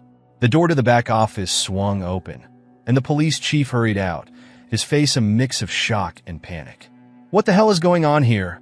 he demanded, his eyes darting between James and Samuel. Henry didn't wait for James to speak. "What's going on," he said coldly, "is that your officer has made a catastrophic error. I suggest you release my clients immediately, or we'll be filing charges for unlawful detention, racial profiling, and abuse of authority." The chief paled. He quickly turned to James, who stood frozen in place, and barked, "Get those cuffs off them. Now!" James fumbled with the keys, his hands shaking as he hurried to unlock Samuel's and Maya's cuffs. Maya rubbed her sore wrists as the metal finally clicked open, relief washing over her. But the humiliation still lingered, raw and painful. Samuel stood, his composure unwavering, but there was a new intensity in his eyes as he looked at James. "You've made a grave mistake today, officer," Samuel said quietly, his voice like steel. "And you're going to answer for it." As the cuffs fell from her wrists, Maya rubbed her sore skin, the relief quickly giving way to a deep, simmering anger. The humiliation was still fresh, and the sting of being treated like a criminal lingered. Samuel stood next to her, his face calm, but Maya could sense the weight of the moment in his every movement. He nodded to Henry, thanking him, but his attention was already back on Officer James, who stood awkwardly, his hands trembling slightly after unlocking the cuffs. James, for the first time since this ordeal began, seemed lost. The authority he wielded so confidently earlier had evaporated. His face was pale, his hands stuffed in his pockets as he tried to avoid Samuel's gaze. The police chief hovered nearby, clearly distressed by the turn of events. I'm sorry about this," the chief stammered, looking from Samuel to Henry, then back again. "There's been a misunderstanding." "A misunderstanding?" Henry snapped, stepping forward. "Your officer unlawfully detained a Supreme Court justice and his daughter, all based on nothing more than racial profiling. This isn't just a misunderstanding, Chief, it's a violation of their civil rights." The chief wiped his brow nervously. "Look, we'll make it right. We didn't realize who Mr. Turner was. This was all a mistake. A mistake you'll be answering for," Samuel said, his voice quiet but unyielding. He took a step closer to the chief, his eyes cold and focused. "This has nothing to do with who I am. It has everything to do with how you and your officers treat black citizens, whether they're justices or not." The chief swallowed hard, glancing at Officer James, who had been standing in silence, looking down at the floor. "We'll handle it internally," he promised, his voice shaky. "Disciplinary action will be taken." Maya stared at James, her anger still bubbling under the surface. It wasn't enough. It didn't feel like enough. The humiliation she felt, the fear and the pain, couldn't just be wiped away with empty promises of disciplinary action. She had seen the look in James's eyes when he arrested them. He hadn't seen them as people. He had seen them as threats, and that wouldn't change with a slap on the wrist. Before Maya could speak, Samuel's hand rested gently on her shoulder. She looked up at him, and his calm expression did little to soothe the storm inside her. "Let's go," Samuel said quietly, his eyes never leaving the chief. "We've spent enough time here." The chief, desperate to de-escalate, nodded quickly. "Of course. We'll follow up with your lawyer, Mr. Turner." Henry gave the chief a final, cold glare before guiding Samuel and Maya toward the door. Maya felt numb as they walked through the station, passing officers who had witnessed the whole ordeal but said nothing. Her hands still tingled from where the cuffs had been, and her mind raced with questions she couldn't shake. As they stepped outside into the cool evening air, Maya finally spoke. "That's it?" she asked, her voice trembling. "We just leave?" Samuel looked down at her, his expression softening slightly. "For now, yes. Maya stopped, her fists clenching at her sides. How can you stay so calm, Dad? How can you just walk away after what they did to us? Samuel sighed, glancing at Henry, who gave him a nod and stepped aside to make a phone call. Samuel turned back to Maya, his eyes filled with the kind of patience only years of experience could bring. I know this isn't easy to understand right now, he began, his voice low and steady. But sometimes the first step in fighting back is knowing when to step away. Maya shook her head, her frustration boiling over. But you didn't fight back. You let them treat us like criminals. You just let it happen. Samuel's jaw tightened, and for a moment he said nothing. Maya could see the conflict in his eyes, the emotions he was holding back. You think I wanted to let this happen? He asked quietly. Do you think I haven't spent my whole life fighting this kind of injustice over and over again? What happened today wasn't about me, Maya. It was about something much bigger. Maya blinked, her anger momentarily tempered by confusion. What do you mean? Samuel took a deep breath, glancing around at the bustling city streets, where people were going about their lives, completely unaware of the storm that had just passed. Today wasn't just about one bad cop making a mistake, he explained. This is about a system that's broken. A system that sees people like us, black people, as threats, no matter what we've achieved or how we carry ourselves. You saw it with your own eyes, Maya. That's what we're up against. Maya's anger faded into something more painful, understanding. She had learned about systemic racism in school, but it had always seemed like something distant, something theoretical. Today, it had become real in the most brutal way possible. Samuel reached out and gently placed a hand on her shoulder. You're angry, and you have every right to be. But anger alone won't change anything. We have to be smart. We have to fight the right battles. Maya looked up at her father, her eyes filled with questions she didn't know how to ask. But what happens now? What are we supposed to do? Samuel's expression softened, and for the first time that evening, he allowed a small hint of emotion to slip through his calm facade. Now, we take this fight to a place where it can make a difference. Henry will file a lawsuit, and we'll use this incident to expose the flaws in the system. We won't let this go, Maya. I promise you that. Maya nodded slowly, trying to process everything. And Officer James? What happens to him? Samuel's gaze darkened. He'll face consequences, but that's not what matters most. What matters is that this doesn't just happen again to someone else. As they stood there in the fading light, Maya felt a shift within her. The anger was still there, but it had taken on a new shape, one of purpose. She realized now why her father had stayed calm, why he hadn't lashed out in the moment. He was playing the long game. He was fighting in a way that mattered. They turned to leave, but before they could take another step, a voice called out from behind them. Mr. Turner!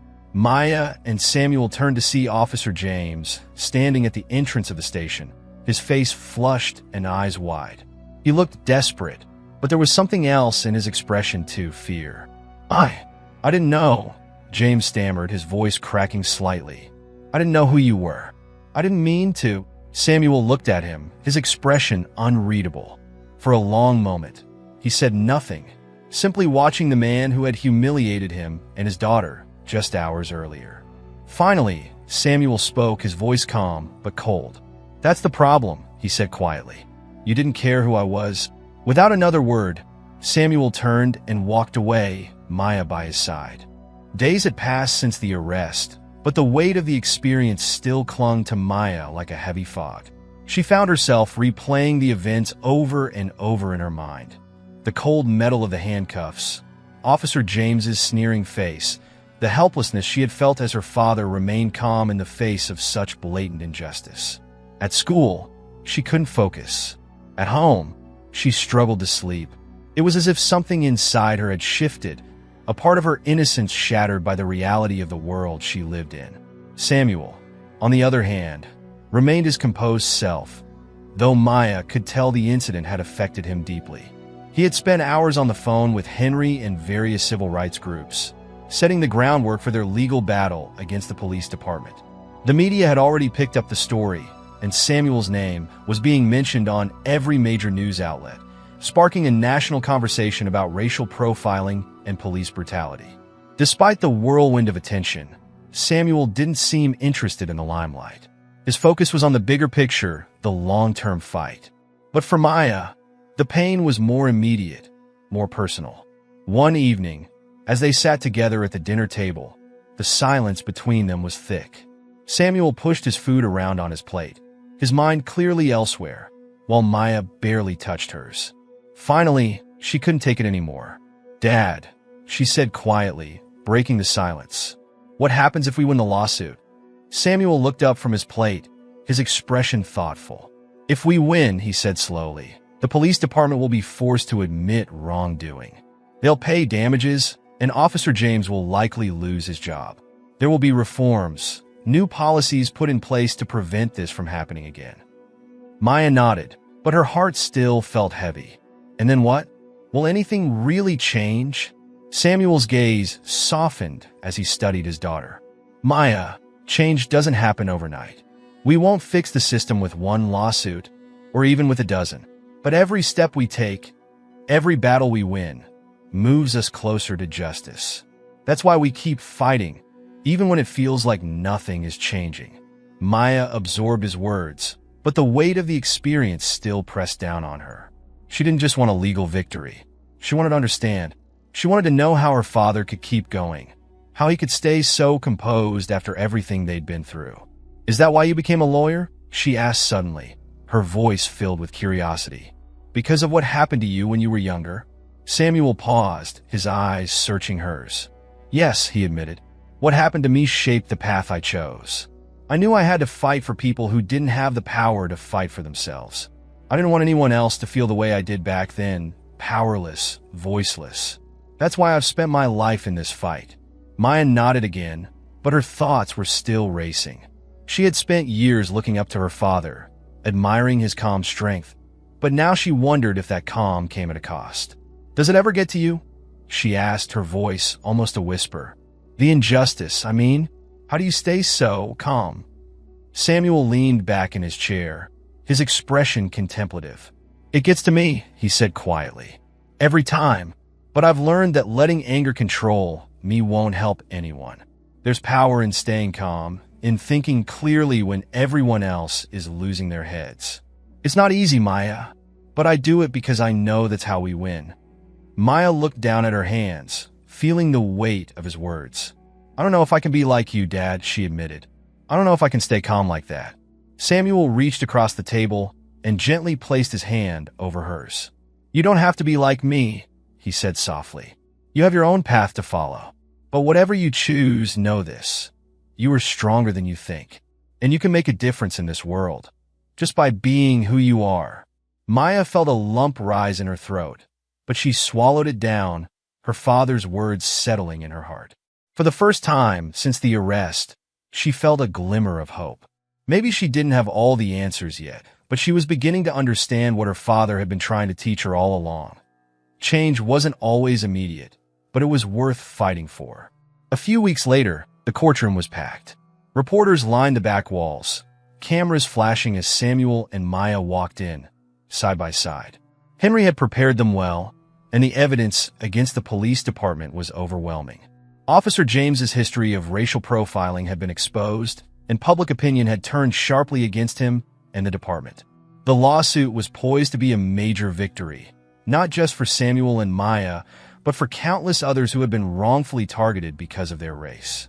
As they sat at the plaintiff's table, Maya looked around the room, feeling the gravity of the moment. She spotted Officer James across the room, his face pale and tense. For a brief second, she felt a pang of something. Sympathy? Pity? She wasn't sure. But then she remembered his words, the way he had looked at them, and her resolve hardened. The trial was swift. The evidence spoke for itself, and the jury didn't take long to deliberate. When the verdict was read, guilty on all counts, Maya felt a surge of relief. The police department would be held accountable. Officer James would lose his badge, and reforms would be implemented across the city.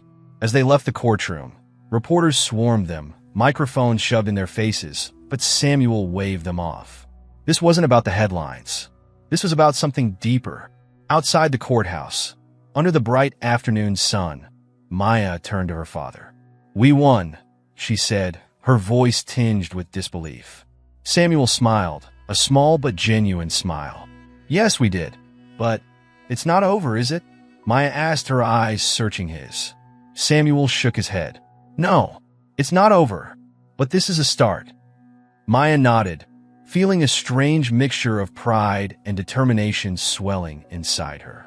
I want to help, she said firmly. I want to be part of this fight. Samuel looked at her, his eyes filled with pride. You already are, Maya. They stood there for a moment, father and daughter, side by side, ready to face whatever battles lay ahead. And for the first time in weeks, Maya felt at peace. Not because everything was fixed, but because she knew that together they could keep pushing forward. The fight for justice was far from over, but she was no longer afraid. She was ready.